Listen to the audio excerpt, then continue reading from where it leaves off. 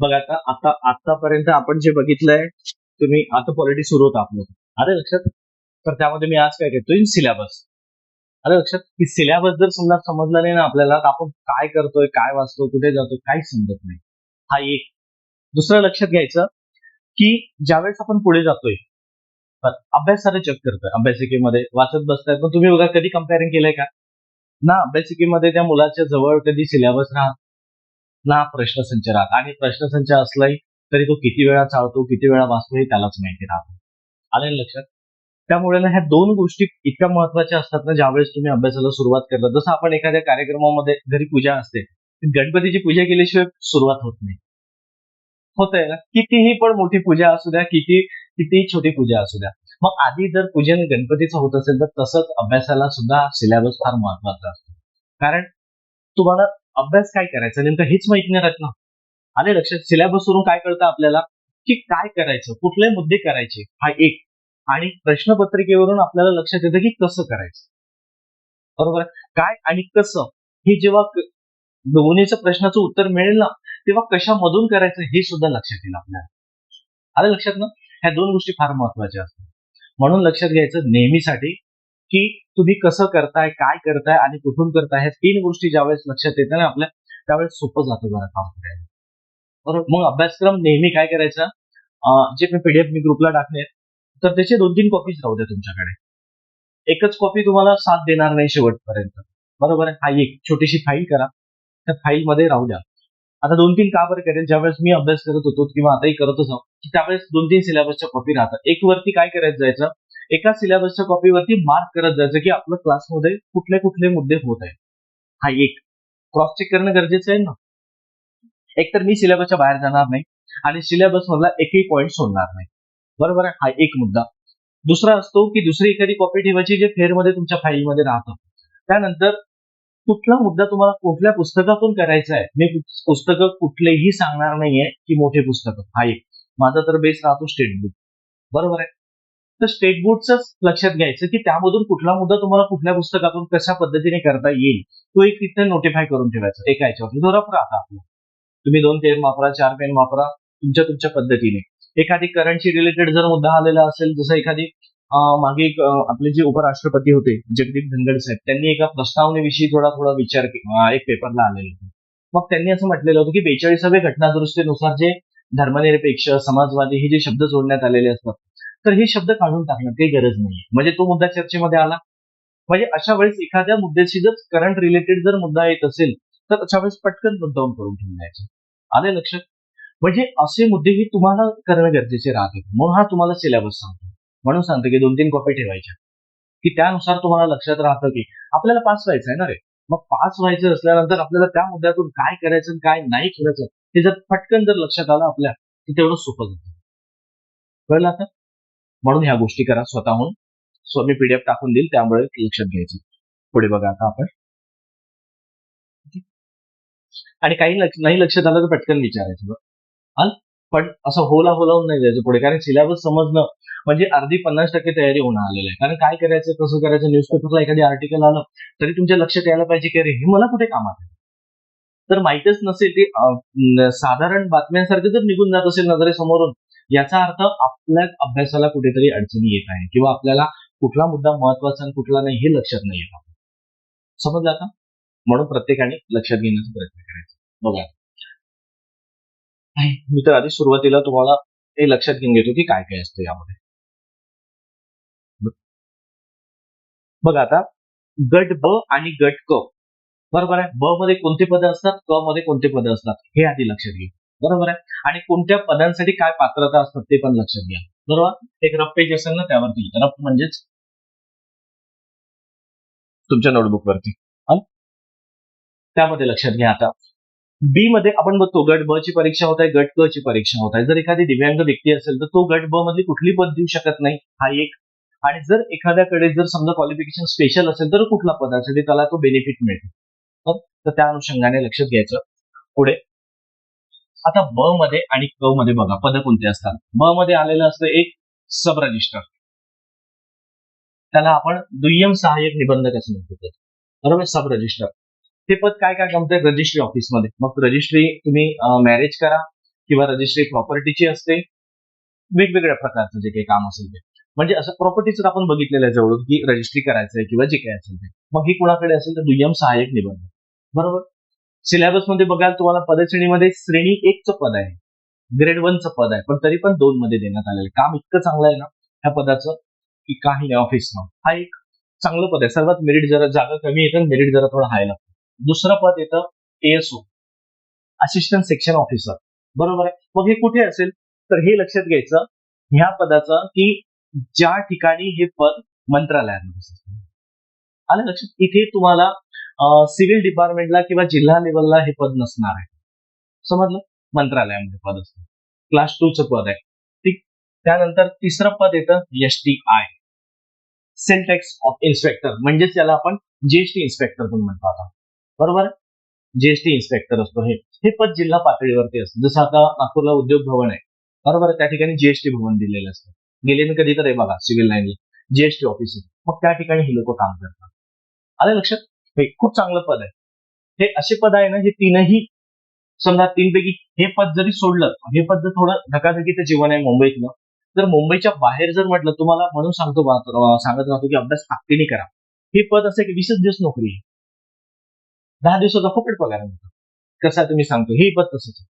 ठीक आहे. म्हणजे 10 दिवस फुकट तुम्ही अभ्यास करू शकता क्लास 1 साठी. ठीक आहे. त्यानंतर लक्षात घ्या चौथं पद येतं पीएसआय, पोलीस सब इन्स्पेक्टर. आता हे सर्वांनाच माहिती आहे, हायलाइट पद आहे. मग आता हे 4 पद झालेले आहेत. बरोबर. आता गट क मध्ये कुठले असतात ते बघा. त्यातलं एक पद येतं मागे पुढे झाले तरी चालेल, एक्साइज इन्स्पेक्टर. बरोबर. एक्साइज इन्स्पेक्टर इतकं चांगलं पद आहे ना, हे सुद्धा क्लास 3चं आहे, पण क्लास 2चा दर्जा देतोय तुम्हाला.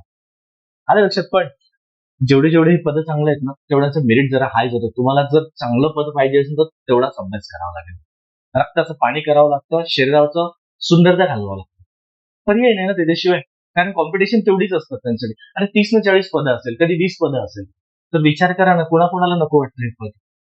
वाटतं असतं ना सर्वांना, म्हणून त्यांच्यासाठी हे पद असतं. युनिफॉर्म आहे, 10 ते 5 नोकरी असतं, पण ट्रेनिंग नसतं, फिजिकल वगैरे काही नाही. तुम्हाला पण हाईट लागतं, जो फिटनेस असतो कारण शेवटी युनिफॉर्म आहे, जो लागणार आहे ते लागणार आहे. पण जसं पीएसआय ला फिजिकल असतं तुम्हाला 60 मार्काला, तसं इकडे फिजिकल नसतं. तुम्हाला 5-6 महिन्याच्या नंतर ट्रेनिंग असतं, मग ते ट्रेनिंग मध्ये होते जे काय आहे. ठीक आहे. त्यानंतर दुसरं येतं याला म्हणतो आपण इंडस्ट्रियल इन्स्पेक्टर, उद्योग निरीक्षक. मराठीमध्ये लिहिता तर लिहू उद्योग निरीक्षक म्हणतो आपण त्याला. त्यानंतर तिसरं पद येतं टॅक्स असिस्टंट. चौथं पद येतं उद्योग एक तांत्रिक संचालनालय, विमा संचालनालय म्हणून येतं, तेच लिहा फक्त. तेवढं काही त्या पदाचं म्हणजे जागा पण येत नाही जास्त आणि कार्य पण तेवढं काही नसतं ते पद.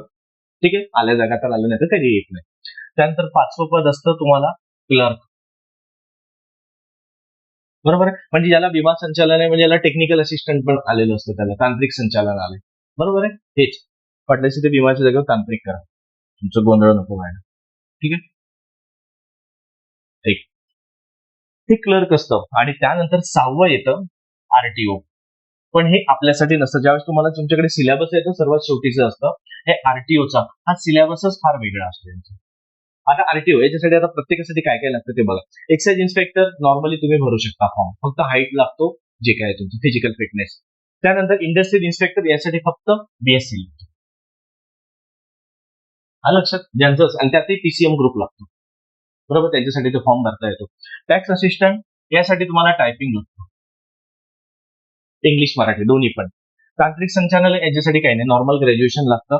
क्लर्क साठी सुद्धा तुम्हाला टायपिंग लागतं. बरोबर. मग हे क्लर्क कुठलं मंत्रालयामध्ये पण क्लर्क आले आणि बाकी इतरही डिपार्टमेंट आहे. जसा 2023 ला तुम्हाला पद आलेले होते जवळपास 7 ते 8,000 पद आले होते, 182 डिपार्टमेंट. बरोबर आहे. आणि पूर्ण महाराष्ट्रामधले म्हणजे कमिशनर ऑफिसचं पण असू द्या की सर्व क्लर्क, म्हणजे अशा पद्धतीचं हे पद असतं. परत येऊ शकतात, म्हणून यावर्षी चांगली तयारी करा.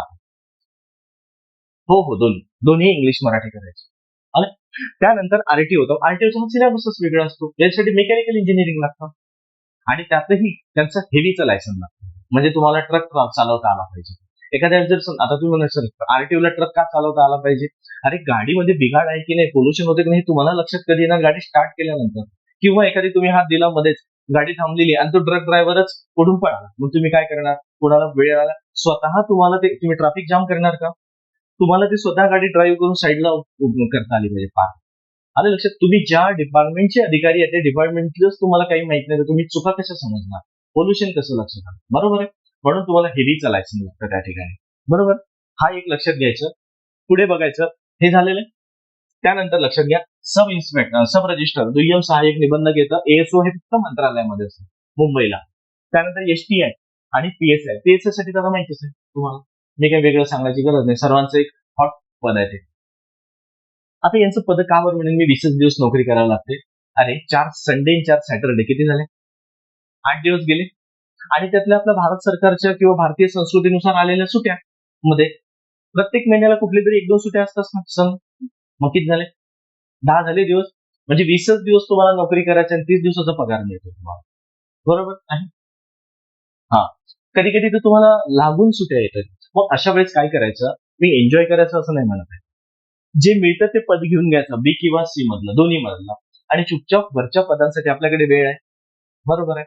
सर्व काही असतं, तुम्हाला तुमचा पैसा असतो, सर्व तुम्ही स्वतः निर्णय घेऊ शकता.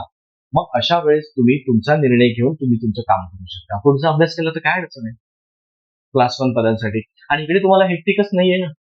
आलं लक्षात? तुम्हाला काहीच हेक्टिक येत नाही ह्या पदांना. तर हे लक्षात ठेवणं महत्वाचं राहतं. कळलं आता? तिथपर्यंत एक अडचण कोणाला? हे पद आलेले आहे म्हणून सांगतो तुम्हाला, टायपिंग पण करा. बी आणि सी ची टायपिंग करून घ्या.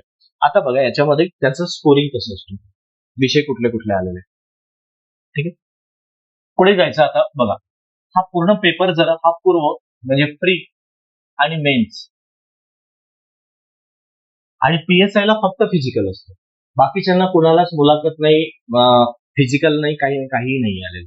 आले लक्षात? म्हणजे यामध्ये एक लक्षात घ्यायचं की तुम्हाला फक्त पीएसआय ला, म्हणजे आपला टप्पे कुठले आहे? सध्या नॉर्मली बघितले तर 2च टप्पे आहेत आणि पीएसआय ला तुम्हाला 3-4 टप्पे येतात. म्हणजे फिजिकलचा एक टप्पा, तिसरा, आणि मुलाखतीचा एक चौथा टप्पा. म्हणजे 4 टप्पे झाले आपल्याला. म्हणजे लक्षात, आपण फक्त 2 टप्पे लिहितो मी इथे. आणि त्यामध्ये प्री, आता बघा इथे जर बघितलं तर 100 प्रश्न आले. इकडे 100 प्रश्न आणि इकडे 100 मार्क्स. समजलं? प्री 100 प्रश्न 100 मार्क्स. मुख्यला उलट होतं गणित, 200 प्रश्न 400 मार्क्स. आले. प्रीला एकच पेपर, मुख्यला गेले तर 2 पेपर राहतात. आलं लक्षात? 2 पेपर. मग आता 2 कोणते असेल ते इथे लिहा. एक पेपर 1 आणि पेपर 2. पेपर 1 मध्ये परत तुम्हाला इंग्लिश आणि मराठी आलेले, इंग्लिश मराठी. आणि पेपर 2 मध्ये गेलं तर इथे पूर्ण जीएस आलेलं.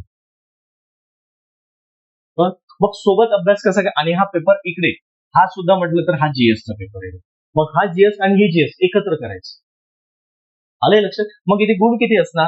तर बघा इथे 200 मार्क्स, 100 प्रश्न. इथे सुद्धा 200 मार्क्स, 100 प्रश्न. कळलं आता? समजलं का रे? अरे नसेल समजलं तर विचारा परत, मी सांगेल. इथे एक प्रश्नाला 1 मार्क्स, 1 प्रश्न आले प्रीला, आणि इकडे जर गेला मुख्यला तर एका प्रश्नाला 2 मार्क्स. म्हणजे तुमचं मेरिट किती पैकी लागेल? 400 पैकी. पण पीएसआयचं म्हटलं मी तुम्हाला एक्स्ट्रा सांगतो, यामध्ये पीएसआयचं ऍड काय आहे. समजलं इथपर्यंत? मग आता याच्यात विषय कोणते कोणते असतात प्रीला आणि मुख्यला हे आपण पुढे बघू सिलेबस मध्येच. हे आधी समजून घ्या, महत्वाचं आहे. म्हणजे तुम्हाला किती स्कोरिंग, तर लक्षात घ्यायचं. जर आता काही मुलं काय करतात, माझं मराठी चांगलं आहे, नाही येत मी, तर चांगलं असून फायदा नाहीये, तुम्हाला येणं महत्वाचं. आणि लक्षात, सर्वांचंच मराठी बोलता येणं म्हणजे मराठी व्याकरण चांगलं असणं आहे का? व्याकरणात्मक दृष्ट्या तुम्हाला जर 10 शब्द लिहायला लावले ना, 10 शब्द, एक लाईन जरी लिहितो म्हटलं ना, तरी तुम्हाला 10 चुका निघतात बाहेर.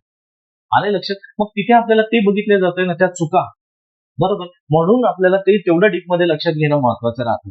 म्हणजे इकडे लक्षात घ्यायचं, जेव्हा आपण स्कोरिंग किती लागेल, तर सर्वात जास्त बघा पेपर 2 चा जीएस आहे आणि पेपर 1 चा प्रीचं जीएस हे बऱ्यापैकी मुलांचं स्ट्रॉंग होऊन जातं. कारण प्री जर तो क्वालिफाय करून मुख्यला जात आहे याचा अर्थ त्याचा जीएस कमी नसणार आहे.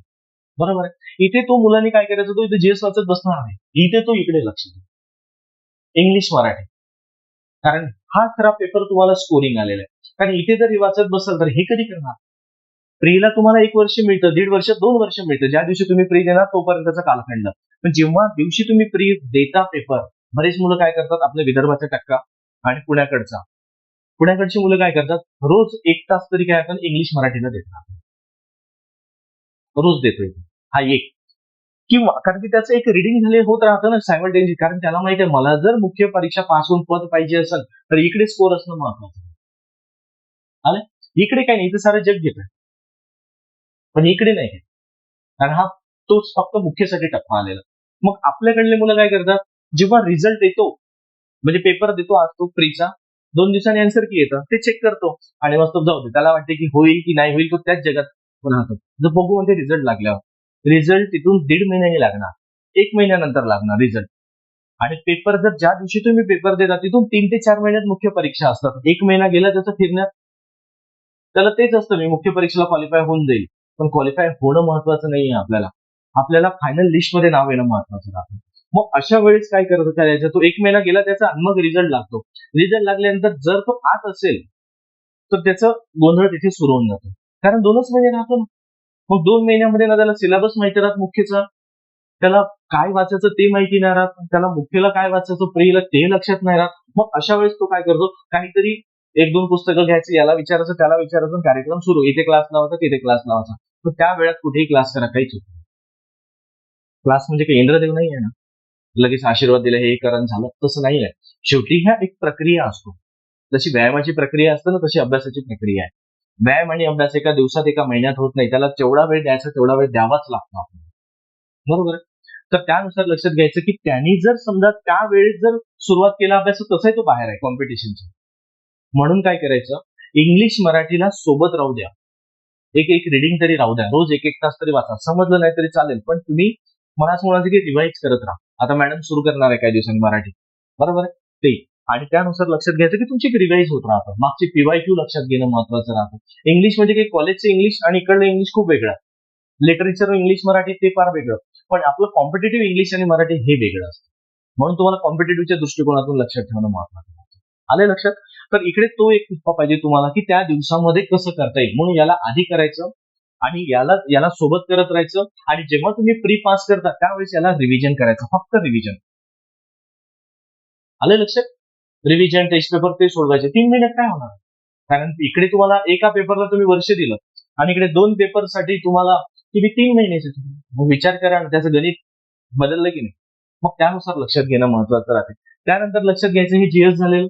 मग आता म्हणून तुमचं मी आता काय करतोय, तुम्हाला जास्त का बरं देतोय डीपमध्ये, हेच कारण आहे. हे इकडे मेन्सचं जीएस आणि प्रीचं जीएस वेगळं करत बसायचं नाही, एकचदा करायचं. फक्त काय करायचं, इथे टेस्ट पेपर सोडवायचे. आले लक्षात? इथे टेस्ट पेपर सोडवायचे, हे सर्वात महत्वाचं. कारण जिथे चुकलं, जिथे कमी पडले तिथे. आणि त्यातही आता जीएस जसं तसं नाहीये मुख्यला. जी प्रीला आहे ते तर आहेच, पण मुख्यचे टॉपिकही काही पुन्हा ऍडिशन आहे त्यामध्ये. म्हणजे लोकसेवा हक्क अधिनियम 2015 तो कायदा आलेला आहे, RTI आलेला आहे, परत तुम्हाला पर्यावरण आलेलं आहे, बरोबर आहे. टेक्नॉलॉजी तुम्हाला प्रीला सायन्स आहे, मुख्यलाही सायन्स आहे, जनरल सायन्स, तर सोबत टेक्नॉलॉजी पण आलेली आहे. रिमोट सेन्सिंग सारखे टॉपिक आलेले आहे. मग ते सुद्धा महत्वाचे. मग कुठून करायचे, काय करायचं तुम्ही सांगेल तुम्हाला. आलं लक्षात? मग त्या टॉपिकला ऍडिशन करायचं. म्हणजे जो पार्ट कॉमन आहे पूर्व आणि मुख्यचा, त्याला कॉमन करा, आणि जो अनकॉमन आहे त्याला अनकॉमन करा. म्हणजे त्याला त्याच वेळेस म्हणजे तो पूर्वला काहीच कामाचा नाही टेक्नॉलॉजी. आणि प्रत्येक मागचे जर प्रश्न चाळणं तुम्ही आताही घरी गेल्यानंतर वाटल्यास बघा, तो क्वेश्चन पेपर डाउनलोड करा, मी पाठवून देईल ग्रुपवरती. तर तो क्वेश्चन पेपर तुम्ही लक्षात घ्या, त्यामध्ये बघायचं की जे अनकॉमन टॉपिक आहे ना त्याच्यावरती कमी प्रश्न आहेत. 2-3 प्रश्न राहतात, मग सोडायचे नाहीये, बरोबर आहे. कारण 3-4 टॉपिक येत आहेत, मग 3-4 टॉपिक वरती 2-3 म्हटलं तरी पण तुम्हाला 15-20 प्रश्न होऊन जाते, बरोबर आहे. 10-15 प्रश्न होऊन जाते. आणि किती विचारणार अजून त्यांचं काही फिक्स नाही राहत. म्हणून त्याला त्या उद्देशाने करायचं, समजलं. पण इकडे जास्त भर द्यायचं. म्हणून सांगतो की जीएस चांगलं करा आणि इथे चांगलं मुख्यच्या वेळेस करा. समजलं आता? प्रत्येक वेळेस कुठला मोहरा कुठे वापरायचा हे जेव्हा लक्षात येत आहे ना आपल्या, तेव्हा लक्षात घ्यायचं की नाही, आपला अभ्यास योग्य दिशेने चाललेला असतो. नाहीतर काय होतं ना, गोंधळ होऊन जातो ना, हेही नाही आणि तेही नाही. कारण आपण पूर्व पास होणं आपलं टार्गेट आहे का? पूर्व पास होणं नाहीये. आपल्याला मुख्य क्वालिफाय होऊन आपल्याला फायनल मेरिट लिस्ट मध्ये आपलं नाव येणं महत्वाचं आहे. ठीक आहे. आता याला मी फिजिकल जोडतो, ते फक्त PSI ला. ठीक आहे. इकडे फक्त बरोबर. इकडे तुमचं फिजिकल आणि तुमचा इंटरव्ह्यू आलेले हे 4 टप्पे. आणि मग आता फिजिकल किती मार्क्स राहणार, तर लक्षात घ्या, फिजिकल तुम्हाला 60 मार्क्स आणि मुलाखत तुम्हाला 40 मार्क्स. ठीक आहे. पण लक्षात घ्या, हे 60 मार्काचं फिजिकल चे मार्क्स क्वालिफाईंग आहे, तुमच्या मेरिटमध्ये कुठेही पकडल्या जात नाही. आले तुम्हाला नाही म्हणा सर मला आउट ऑफ घेतले जेवढे जास्त घेणार तेवढे जास्त मला स्कोरिंग, असं नाही. आधी होतं बरोबर आहे, पण आता नाही. आता तुम्हाला फक्त 59 जरी पडले तरी तुम्ही बाहेर आहे. आणि 99 जरी पाडलेले असेल तुम्ही किंवा 65 पर्यंत जरी गेला असेल उदाहरण, तरी तुम्हाला ते वरचे ऍड नाही होत. फक्त तुम्हाला मुलाखतीसाठी तुम्ही इलिजिबल झाले हे तुम्हाला समजलं जातं त्यावेळेस. आले लक्षात. कारण त्यांना शारीरिक पात्रता पाहिजे, पण तुमची बौद्धिक क्षमता हे जास्त पाहिजे. बरोबर. कारण शेवटी इंटेलेक्च्युअल डिपार्टमेंट आहे पुढे चालून भविष्यात, म्हणून त्यांनी काय केलेलं आहे. मग तुमचं मेरिट किती लागेल, तर हा फिजिकलचे मार्क्स मायनस होऊन जाणार, नाही राहणार. म्हणजे हे 200 म्हणजे तुम्हाला इकडे सॉरी हे 200 हे 200 400 आणि 400 प्लस म्हणजे PSIचं मेरिट 440 पैकी लागेल. हा एक. आणि बाकी इतर PSI सोडून जे इतर पदांचं मेरिट हे 400 पैकी लागेल. कळलं का आता? समजत आहे ना?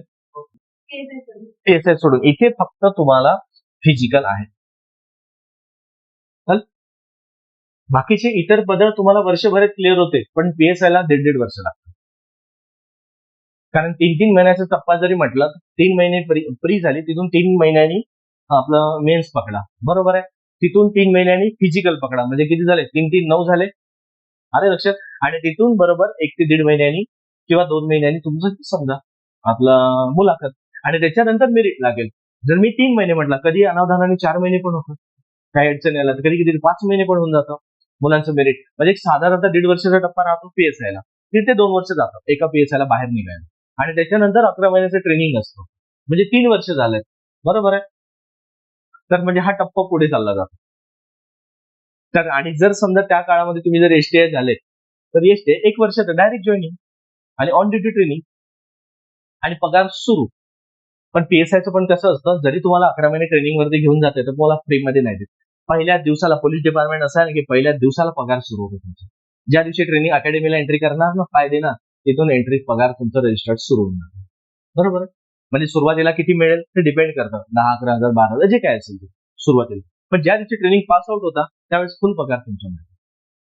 आले लक्षात. आणि सर्व शासन खर्च करतं, पण तुम्हाला मधातून PSI ट्रेनिंग सोडता येत नाही. आणि जर सोडलं, शासन तुमच्यावर खर्च करतं नाही, दूध केळीपासून सर्व खर्च करतोय. मग तुम्हाला जर इकडे जावयासारखं जर पोचत असेल, तर मग शासन असंच सोडणार आहे का तुम्हाला? आहे की नाही? मग सरकार काय करतं, तुम्ही सोडा म्हणतात, पण तुम्हाला त्या दिवशीचा पर्यंतचा केलेला खर्च पूर्ण द्यावा लागतो शासनाला, आणि नंतर सोडा म्हणतात. आलं लक्षात. आणि त्याही नंतर बहुतेक किती बॉन्ड असतो वाटते, बहुतेक 2 का 3 वर्ष सोडता येत नाही PSI, असं काहीतरी. आलं लक्षात. म्हणून मुलं फार कमी जॉईन करतात. जॉईन करायच्या आधी विचार करतो, नाही तर जॉईन नाही करत. आणि आधी कसं व्हायचं, 2-3 वर्ष आधी मुलं काय करायचे, एक्सटेन्शन घ्यायचे. म्हणजे PSI रिझल्ट काढायचे पण जॉईन नाही करायचे. 1 वर्ष 9 महिनेपर्यंत ते लोक काय करायचे, एक्सटेन्शन घ्यायचे की आम्ही मेडिकल रिझन दाखवून ते जॉईन नाही करायचे. मग अशा वेळेस काय व्हायचं, जर त्या मुलाचं दुसरीकडे जर सिलेक्शन झालं, ते पद तो रिझाईन करणार 9 महिन्यानंतर, पण त्याच्या मागचा जो वेटिंगला असतो त्याला तर पद पाहिजे असतो. आणि त्याचं जर लास्ट अटेम्प्ट असेल तर हा एक, म्हणजे त्याचे गेले अटेम्प्ट, एकतर त्याचं सिलेक्शन आलं दारापर्यंत पण त्याला पद मिळालं नाही, हा एक. दुसरं, ज्याला मिळालं त्यांनी जॉईन केलं नाही. आणि तिसरं, शासनाला माणूस पाहिजे आणि ते शासनाची खुर्ची पण रिकामी आहे, म्हणजे फायदा कोणाचा झाला, कोणाचाच नाही. मग शासनाने नोकर भरती का करावं? मग ही संख्या खूप वाढत चालली होती मुलांची, म्हणून शासनाने आता काय आणलेलं, ऑप्टिंग आउट कन्सेप्ट आणलेली आहे. म्हणजे जॉईन करायचं की नाही येत्या 6 ते 7 दिवसातच तुम्हाला सांगावं लागतं. तुमच्याकडे कुठलंही पद असेल, समजा PSI ला मी म्हटलं ना 1.5-2 वर्ष झाली, आणि त्या काळामध्ये जर एखादी तलाठी निघून गेली त्या मुलाची, त्यांनी तलाठी जॉईन केली आणि त्याला नको वाटतं आता PSI मी तलाठी हॅपी आहे, इथून पुढे राज्यसेवेचा अभ्यास करत आहे, तर तू जॉईन ठेवण्यापेक्षा एकदा सांगून देणे क्लिअर की मला जॉईन नको. म्हणजेच काय, शासन परत डबल मेरिट लिस्ट काढतं. मग असे बरेच मुलांचं होतं.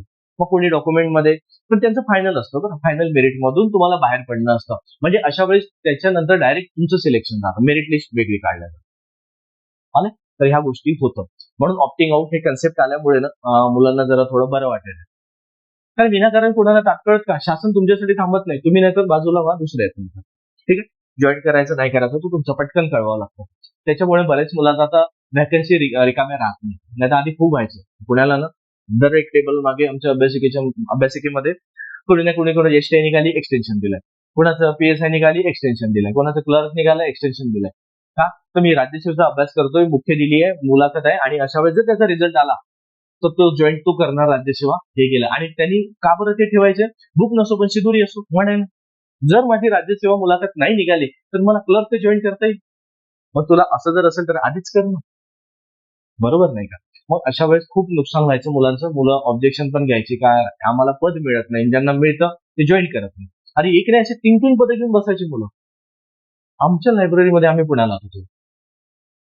म्हणून आता एक तर हे केलं, काय इतिहास थोडी घडवायचा आहे. डिग्री सारखं कोणाकडे किती डिग्री त्यापेक्षा किती पद आहे, जॉईन करायला तर मोकळे व्हा. म्हणून हे शासनाने महाराष्ट्र लोकसेवा आयोगाने बरं केलेलं आहे मुलांसाठी. आलं लक्षात? जो पुढे तर हा एक पार्ट येतो, म्हणजे यामध्ये त्यांनी गट ब आणि गट क चं पद टाकलेले आहेत, लक्षात घ्या. आणि हे लक्षात घ्या, तुम्हाला नॉन गॅजेटेड पद आहे, म्हणजेच अराजपत्रित वरती दिलेलं आहे. म्हणजे याचा अर्थ तुम्हाला जिल्हा प्रशासन, म्हणजे तुम्ही पीएसआय असेल तर जिल्ह्याचे एसपी साहेब तुम्हाला ट्रान्सफर करू शकतात, सस्पेंड करू शकतात. हा त्यांचा अधिकार आहे. पण जर समजा त्या जिल्ह्याची तुम्ही डीवायएसपी असेल, ते गॅझेटेड पद आहे, राजपत्रित आहे, की ज्यांच्या टेबलावरती राजमुद्रा असतो, डीवायएसपीला खांद्यावरती राजमुद्रा असतंय ना, आणि त्यांच्या मागे इंडियन फ्लॅग असतो. हे गॅझेटेड पद आहे. आणि ते जर गॅझेटेड पद असेल तर कुठल्याही जिल्ह्याच्या एसपीला, जिल्ह्याच्या कलेक्टरला त्यांना सस्पेंड करता येत नाही, निलंबित करता येत नाही. त्यांना मंत्रालयामधून त्याचे ट्रान्सपोर्ट ऑर्डर निघतं, हा एक. आणि मंत्रालयामध्ये ज्या खात्याचे जे मंत्री असेल, कमिशनर असेल किंवा मंत्री, पुढे चालून वरच्या पदांवरती ते फक्त अहवाल पाठवू शकतात, की गोपनीय अहवाल म्हणतो आपण त्याला, की ह्या कॅरेक्टर एक प्रकारे की यांचं बेजबाबदारपणा काम करतं, की जे काय असेल ते, आणि त्यावरती ते कारवाई करणार. पण जिल्ह्याच्या एसपी किंवा कलेक्टरला अधिकार नाही. आलं लक्षात? हे दोन्ही मधला फरक आलेला, म्हणून यांना गॅजेटेड नाही मानलं जात. आणि नॉन गॅजेटेड जे पदं आलेले आहेत हे यांना शासन ऑर्डर देतात, पण सिक्युरिटी देत नाही, गाडी देत नाही. आलं लक्षात? पण जर गॅजेटेड पदांमध्ये बघायला गेलं तर तुम्हाला तुमचा पगार स्वतः खर्च करायची वेळ येत नाही. फक्त घरी जर किराणा आणावं लागत असेल तेवढाच. आलं लक्षात? कारण तुम्हाला गाडी देतं, ड्रायव्हर असतात, सोबत पीए असतोय, बरोबर आहे, सिक्युरिटी. त्यानंतर तुम्हाला बंगला देतोय, बंगल्यामध्ये कुक असतो, गेटला वॉचमॅन असतो, साफसफाई कामगार असतात. तुम्हाला न्यूजपेपरचं बिल भरायची गरज नाही, इलेक्ट्रिकचं बिल भरायची गरज नाही. आलं लक्षात? ह्या सर्व सुविधा देतात. समजलं आता? म्हणजे हा गॅजेटेड आणि नॉन गॅजेटेडचा फरक आहे. म्हणून मग आता नॉन गॅजेटेडची तयारी करा आणि पुढे हे एक जॉईन केल्यानंतर सरळ गॅजेटेडसाठी तयारी करा.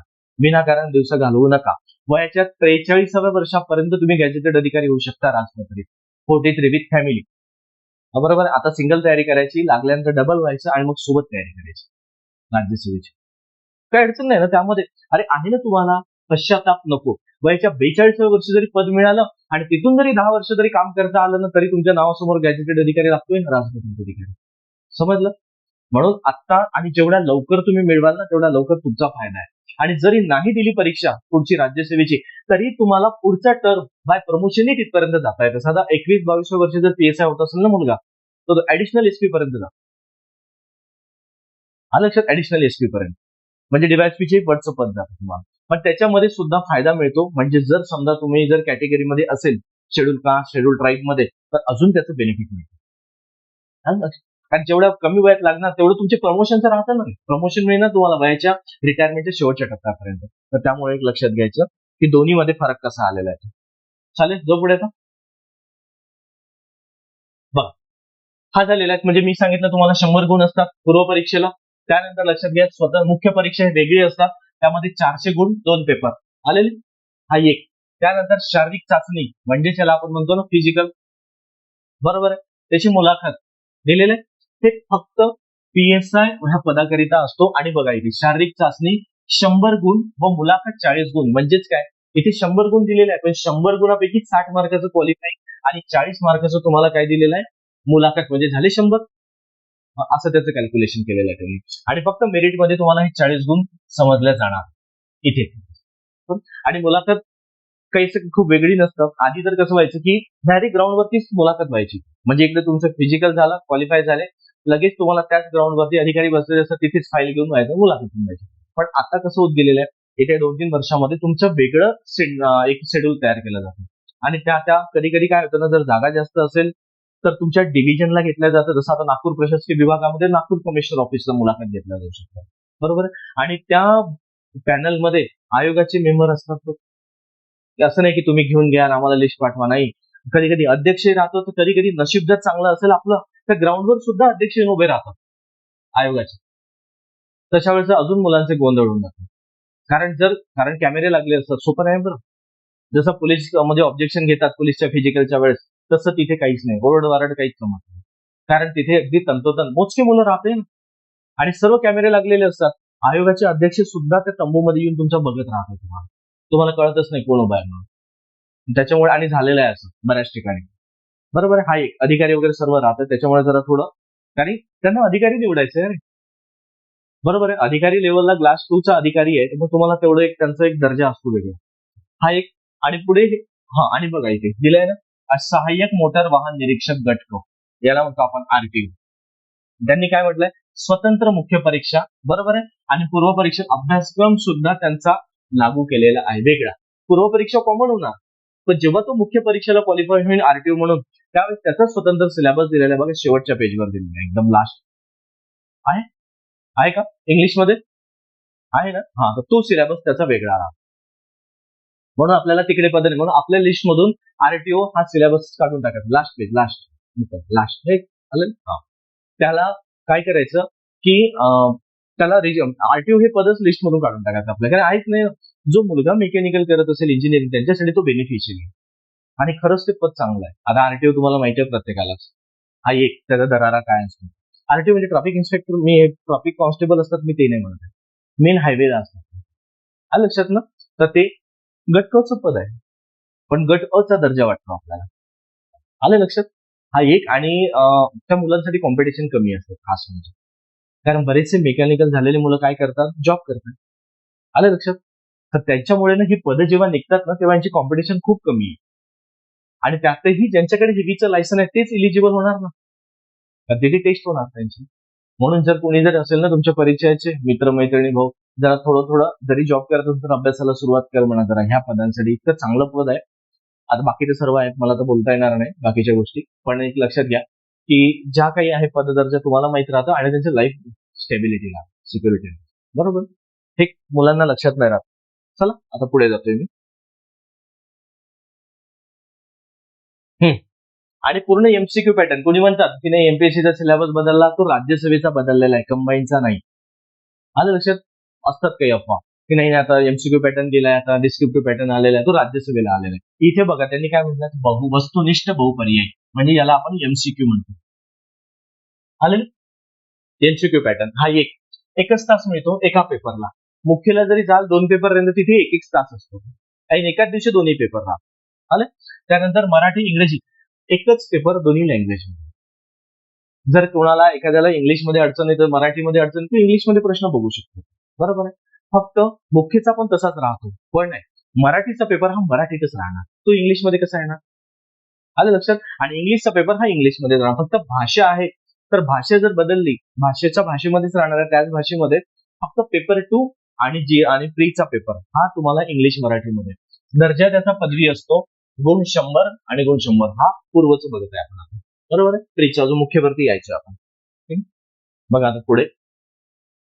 आता बघा निगेटिव्ह मार्किंग कशी असते यामध्ये.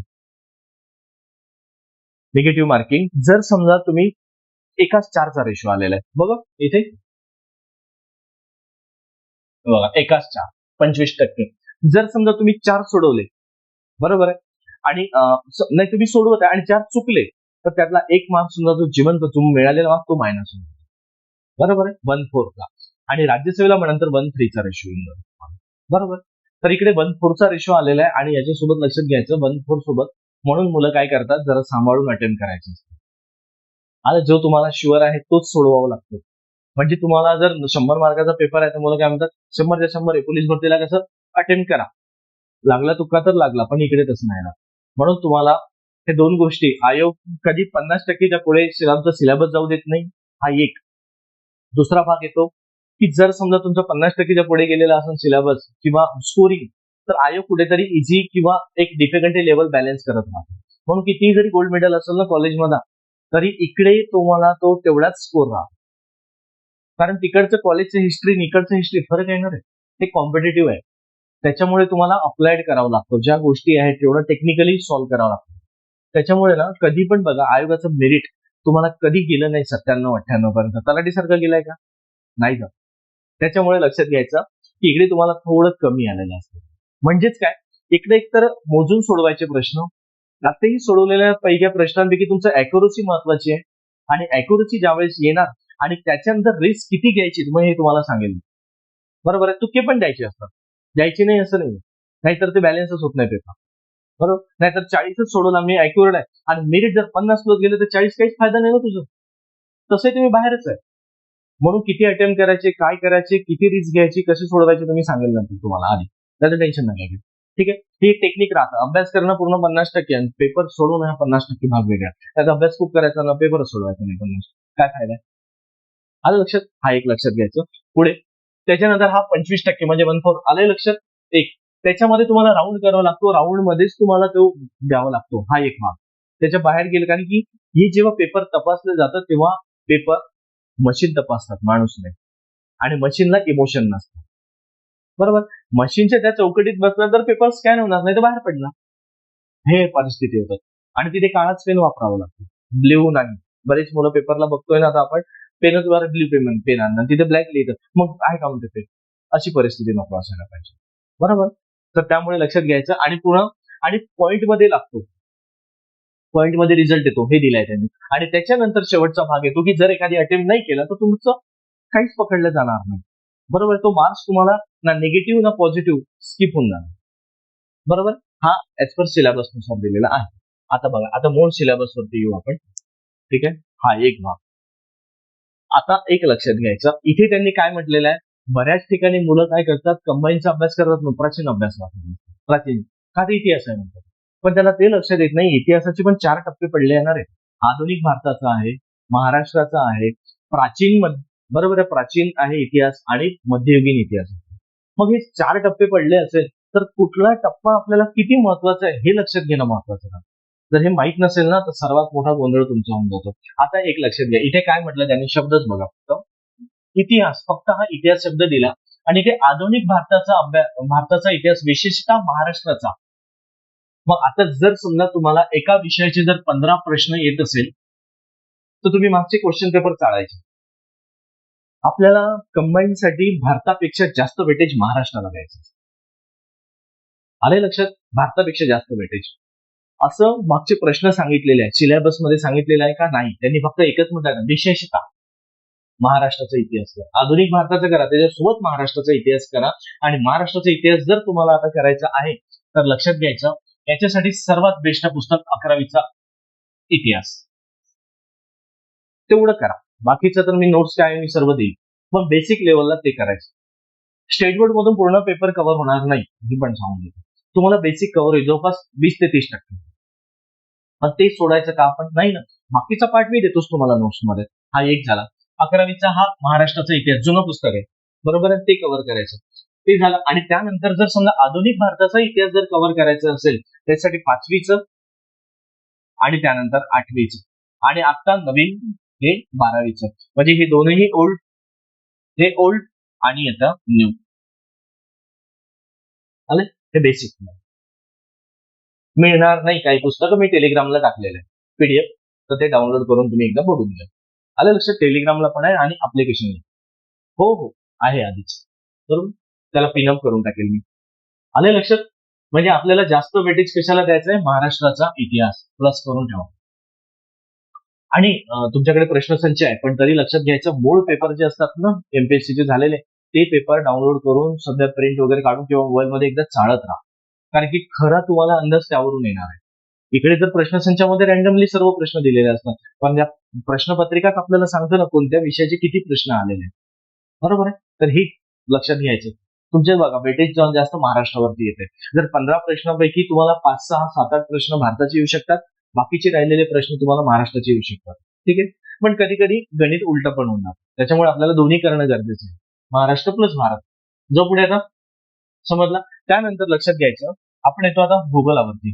मग याला दोन्हीच्या उद्देशाने इथे फक्त तुम्ही लक्षात ठेवा, इथे इतिहास फक्त एका लाईन मध्ये संपवला, पण जेव्हा मुख्यला जो तेव्हा बघा एका बॉक्समध्ये संपवलाय और इथे शॉर्ट मध्ये दिलेला आहे. म्हणून जो मुख्यचा अभ्यास करतो ना, तोच प्री पास होतो.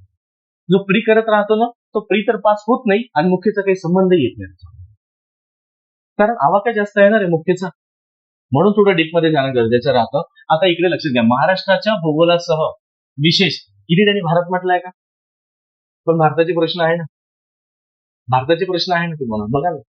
बरोबर आहे. इथे त्यांनी महाराष्ट्राच्या भूगोलाच्या विशेष अभ्यासासह म्हटले. याचा अर्थ 15 प्रश्न असेल ना, बरोबर, तर 3-4 प्रश्न, बरोबर आहे, 4 किंवा 5 प्रश्न तुम्हाला भारतावरती येणार, बाकीचे इतर तुम्हाला महाराष्ट्रावरती येणार. बरोबर. मग आपल्याला दोन्ही करायचं. मागचं प्रश्नपत्रिका बघा, सिलेबस मध्ये भारत शब्दच नाही काढला, पण पेपरला आलाय ना भारत, मग आपल्याला ते करणं गरजेचं आहे. मग यावर लक्षात घ्यायचं, इथे त्यांनी काय, आणि परत इथे तुम्हाला 3 पार्ट आलेले आहेत. काय इकडे भूगोलामध्ये त्यांनी काय केले, 3 भाग आहेत. म्हणजे इकडे जग पण आहे, भारत पण आहे आणि महाराष्ट्र. तिन्ही करायचंय. मग आता जग कोणता करायचं बघा. हे बघा, पृथ्वी. तुम्ही महाराष्ट्राची भारताची म्हणू शकेल का? पृथ्वी जगाचा भाग आहे. जगातील हवामान विभाग हे करायचे आहे, हवामान टॉपिक मध्ये येतो. आणि त्यानंतर हवामान तुम्ही आपलं म्हणू शकता का? हवामान सर्व जगाचं सारखंच हवामान. ते उत्तरेला थंड भाग, दक्षिणेला थंड भाग, मधला पाठ गरम विषुववृत्तावरचा. ठीक आहे. म्हणून तिथली माणसं काळे आहेत विषुववृत्तावरचे. आपल्याकडे येतं ना क्रिकेट खेळायला, कोणते काळे माणसं कोणते? झिम्बाब्वे, वेस्ट इंडिज, काँगो, हे येतात ना ह्या देशात. हे देश पूर्ण मधले आहेत, काळ्या पट्ट्यावरचे, विषुववृत्तावरचे. आता विषुववृत्तावरती काळ का म्हणत? अरे गॅस जवळ राहिल्याने काय होणार आहे? गॅस जवळ राहा तुम्ही सदा सर्व काळ, तुम्ही गरम होणार ना, स्किनवरती इम्पॅक्ट पडणार. आणि बर्फाळ प्रदेशात राहा, एकदम फ्रीजमध्ये थंड भागात राहा, म्हणजे एसी मध्ये राहणारा माणूस साधा नॉर्मल काय असतो, काळा जरी असेल ना तुम्ही आता, तरी एसी मध्ये ज्या दिवस लागून जॉबवरून जाणार ना, ऑफिसमध्ये कॅबिन मध्ये एसी राहणार, तुम्ही दिवसभर सुरू ठेवणार. बघा तुमच्या महिन्या 2 महिन्यांनी चेहऱ्यावर ग्लो यायला लागतो. ग्लो म्हणजेच थोडा फेअरनेस यायला लागतो. बरोबर आहे. आणि शेतामध्ये राहणारा दिवसभर माणूस नक्कीच गोरा असेल तरी काळपटपणा येणार तुझ्या चेहरा. म्हणजे दोन्हीकडचा फरक लक्षात ठेवा. म्हणजे विषुववृत्तावरचा माणूस सतत ऊन पडणारा 12ही महिने, जसं उन्हाळ्याचे टेम्परेचर राहतं आज आपल्याकडे, तसं 12ही महिने असतो तिकडे. 12ही महिने म्हणजे विचार करा, ते लोक काळे आहेत म्हणून ते मॅरेथॉन जिंकून जातात आपल्याकडे का? तर ते 50च्या डिग्रीमध्ये सारखं प्रॅक्टिस करतात आणि आपल्याकडे 35-40 डिग्री असतात. म्हणून 35-40 डिग्री त्यांना काहीच वाटत नाही, घामच सुटत नाही, पडत राहतं ना मॅरेथॉन जिंकणारे. बारीक केस असतात, काळे काळे हाड असे लागल्यासारखे दिसतात एकदम, आणि एकदम काटक शरीर, पडतच राहतो. आणि कधीतरी आठवतं का गोरा माणूस, ऑस्ट्रेलियन माणूस वगैरे जिम्बाब्वे एखादी मॅरेथॉन जिंकून गेला आपल्याकडनं? एकही नाही, कारण थंड प्रदेशामध्ये. उलट ते जगाची जाऊ द्या, भारतातच बघा, उत्तरेचा काश्मीरचा माणूस दक्षिणेत येत नाही उन्हाळ्यात. आलं लक्षात? इकडचा माणूस काळा आहे, दक्षिणेकडचा मधला माणूस सावळा आहे, गहूवर्ण, उत्तरेकडचा गोरा माणूस आहे. इथेच दिसतो ना आपल्याला. जगात जाण्यापेक्षा भारतातच बघा 3 टप्पे पडलेले. म्हणजेच खालचा भाग काबर काळ आहे? विषुववृत्ताच्या जवळ आहे. केरळ आणि काश्मीर हा ध्रुवाच्या जवळ येतो, मी सांगेल भूगोलामध्ये. म्हणून तो गोरा आहे, तो कधी काळा होणार नाही, खालचा माणूस कधी गोरा होणार नाही. जशी जाय तशी जाय, कारण तो हवामानाचा परिणाम, आणि त्याचा परिणाम मग आपल्या खाण्यापिण्यावर झाला असतो, कपड्यावर झाला असतो, त्याच्या संस्कृतीवर झाला असतो. आहे इकडचा दक्षिणेकडचा माणूस खाणं बघा आणि उत्तरेचं बघा, फरक आहे की नाही? तर हे त्यामध्ये लक्षात येतं. ठीक आहे. त्यानंतर अक्षांश रेखांश दिलाय त्यांनी. अक्षांश रेखांश काय असतं? तर जर हे पृथ्वी जर म्हणाल तर त्या ठिकाणी आलेले असतात हे रेखावृत्त, आणि आडव्या गेलेल्या आहे ते अक्षवृत्त. बरोबर. तुम्हाला प्रश्न आहे, अक्षवृत्ताचा परिणाम कशावर होतो, रेखावृत्ताचा कशावर होतो? जर म्हणून आज जर अमेरिकेला जात असेल तर तुम्ही म्हणता की 5.5 तास मागे आहे. इकडे जर सकाळ झाली तर तिकडे दुपार झाली किंवा मध्यरात्र असतो. आलं लक्षात? आणि जर समजा आपण पुढे गेलो, म्हणून आपण मोबाईलमध्ये टाइम कोणता सेट करता? तुम्ही कोणता टाइम सेट करता? टाइम प्रत्येकाने सेट केलाय. एखादी उलटा करून बघा असं आहे, GMT प्लस 5.30 प्लस आहे, इथे मायनस करून बघा फक्त. तुम्ही आज जर समजा 11 वाजले इथून 5 तास 5.5 तास मागे जाता, म्हणजे याचा अर्थ तिकडे पहाटे आहे आणि इकडे आपली जेवण खाऊन करून दुपारची वामकुक्षी घेण्याची वेळ आलेली असते इकडे, आणि तिकडे नाही. आलं लक्षात? म्हणजे आपण इतर देशांच्या तुलनेत 5.5 तास पुढे आहे, हे अक्षांश रेखांश ठरवतं. आलं लक्षात? मग हे कशावरून? रेखावृत्त ठरवतं तुमची वेळ आणि अक्षवृत्त ठरवतं ते हवामान. आलं लक्षात? लिहू नका, लक्षात घ्या, मी सांगेल डिटेल. बरोबर, वेळ आणि हवामान ह्या दोन्हीचा पाठ आहे. मग याला म्हणतात अक्षांश रेखांश, अक्षवृत्त रेखावृत्त. ठीक आहे. त्यानंतर येतो महाराष्ट्रातील जमिनीचे प्रकार. पण जसे जमिनीचे प्रकार आहे ना आपल्याकडे, काळी आहे, रेखाळ आहे, राखाडी रंगाची, त्यानंतर जांभी मृदा आहे, लाल आहे, तांबडी, बरोबर आहे. त्यानंतर गाळाची वेगळी, नदीचा गाळ असतो, बरोबर आहे. म्हणजे अशी ही मृदा. मग त्याच्यानुसार मृदेनुसार हवामानानुसार मृदा, आणि मृदेनुसार पीक, आणि पीकनुसार तिथलं संस्कृती. कारण विदर्भातला माणूस, पूर्व विदर्भातला माणूस हा त्याच्या ताटामध्ये भातच दिसणार, तर इकडेच तुम्ही पश्चिम विदर्भामध्ये जा, त्याच्या ताटामध्ये पोळी दिसणार. आणि याला भात नाही दिला तरी चालेल, पण तिकडच्या माणसाला भात नाही दिला तर पोटच भरत नाही. कारण त्याची चुकी नाही आहे, त्याच्या शेतामध्ये जे पिकतं ते ताटात असतं आपल्या, बरोबर. तर हे हवामानाचा प्रकार. ठीक. त्यानंतर प्रमुख पर्जन्यमान, हवामान, पावसाचं प्रमाण कसं असेल ते. त्यानंतर पिकं, म्हणजे आलं याचा परिणाम इथे, याचाही परिणाम इथे. त्यानंतर शहरांचा विकास, नद्या आणि उद्योगधंदे. आले उद्योगधंदे, म्हणजे आपल्याला जर म्हणायचं जगाचा भाग कोणता करायचा आहे, हे 3 भाग, बरोबर आहे. आलं लक्षात? हे 4, म्हणजे अक्षांश रेखांश पण आला त्यामध्ये. हा जग झाला, आणि जो इथून भाग आलेला आहे महाराष्ट्रातील, याला दोन्ही याला जोडायचं आहे तुम्हाला, भारत आणि महाराष्ट्र. कळलं आता? म्हणजे तिन्ही पाठ आले ना, जग, भारत, महाराष्ट्र. पण जगावरती किती प्रश्न येणार माहिती नाही, आले तर 2-3, 1-2 असतात, पण सोडायचे नाही. जे महत्वाचे आहे ते करणंच गरजेचं आहे, बरोबर आहे. भारतावरती 3-4-5 असतात, आणि जास्त प्रमाण तुम्हाला महाराष्ट्रावरती येते. तुम्ही प्रश्नपत्रिका चाळा मागच्या, त्याच्यानुसार आपल्याला करायचं आहे. मुख्यला जाल, मुख्यला जग नाही आणि भारतही नाही, पूर्ण तुम्हाला महाराष्ट्र. आलं लक्षात? म्हणून आपल्याला जे पूर्वच्या हिशोबाने त्याला पूर्व ठेवायचं, मुख्यच्या हिशोबाने ज्याला दिलं त्याला मुख्यच्या हिशोबाने करायचं. समजलं? तरच आपण पास होणार, नाही तर सर्वच वाचत बसणार ना. नाही तर काही मुलं काय करतात, भारताचं भूगोलच वाचत बसतात.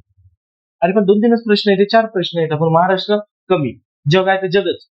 हे सौदीचं पुस्तक असतं मोठं, तेवढं वाचत बसतोय. वाचण्याचा आनंद मिळतोय, पण समजण्याचा आनंद शून्य मिळतो त्याला.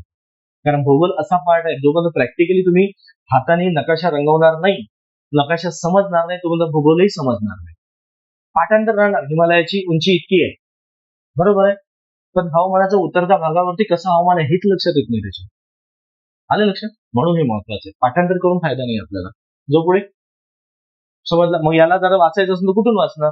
तर लक्षात घ्या, बेसिक पातळीवरती जे 10वीचं पुस्तक आलेलं आहे, 10वीचं आणि 5वीचं, याच्यासाठी तुम्ही भारत करणार, म्हणजे भारतासाठी तुम्ही 5वीचं 10वीचं वाचायचं. ओल्ड, बरोबर, ओल्ड तिथेच लिहून ठेवून द्या, ओल्ड. आणि महाराष्ट्रासाठी तुम्हाला 4थीचं आणि 9वीचं हे ओल्ड आलेलं आहे, हे महाराष्ट्रासाठी हे ओल्ड करायचं, 4थीचं आणि 9वीचं. समजलं? हे मिळणार नाही मार्केटमध्ये, पीडीएफ आहे, टेलिग्रामला घेऊन घ्या, एकदा डाउनलोड करून टाका. हे बेसिक वाचा म्हणतं, इथून तुम्हाला समजायला येईल. त्याच्यानंतरचा पार्ट काय आहे तर मी नोट्समध्ये कव्हर करेल. फक्त नोट्स, कुठलंच पुस्तक घेऊ नका भूगोलासाठी. महाराष्ट्र म्हणजे शॉपमध्ये भरपूर आहे, आणि याच्या सोबत जोडायचा तो म्हणजे नकाशा. प्रत्येक नकाशावरती एक एक पेज रंगवायचं आहे आपल्याला. कळलं आता? काय अडचण आहे विचारत चला, अडचण असेल तर. जो पुढे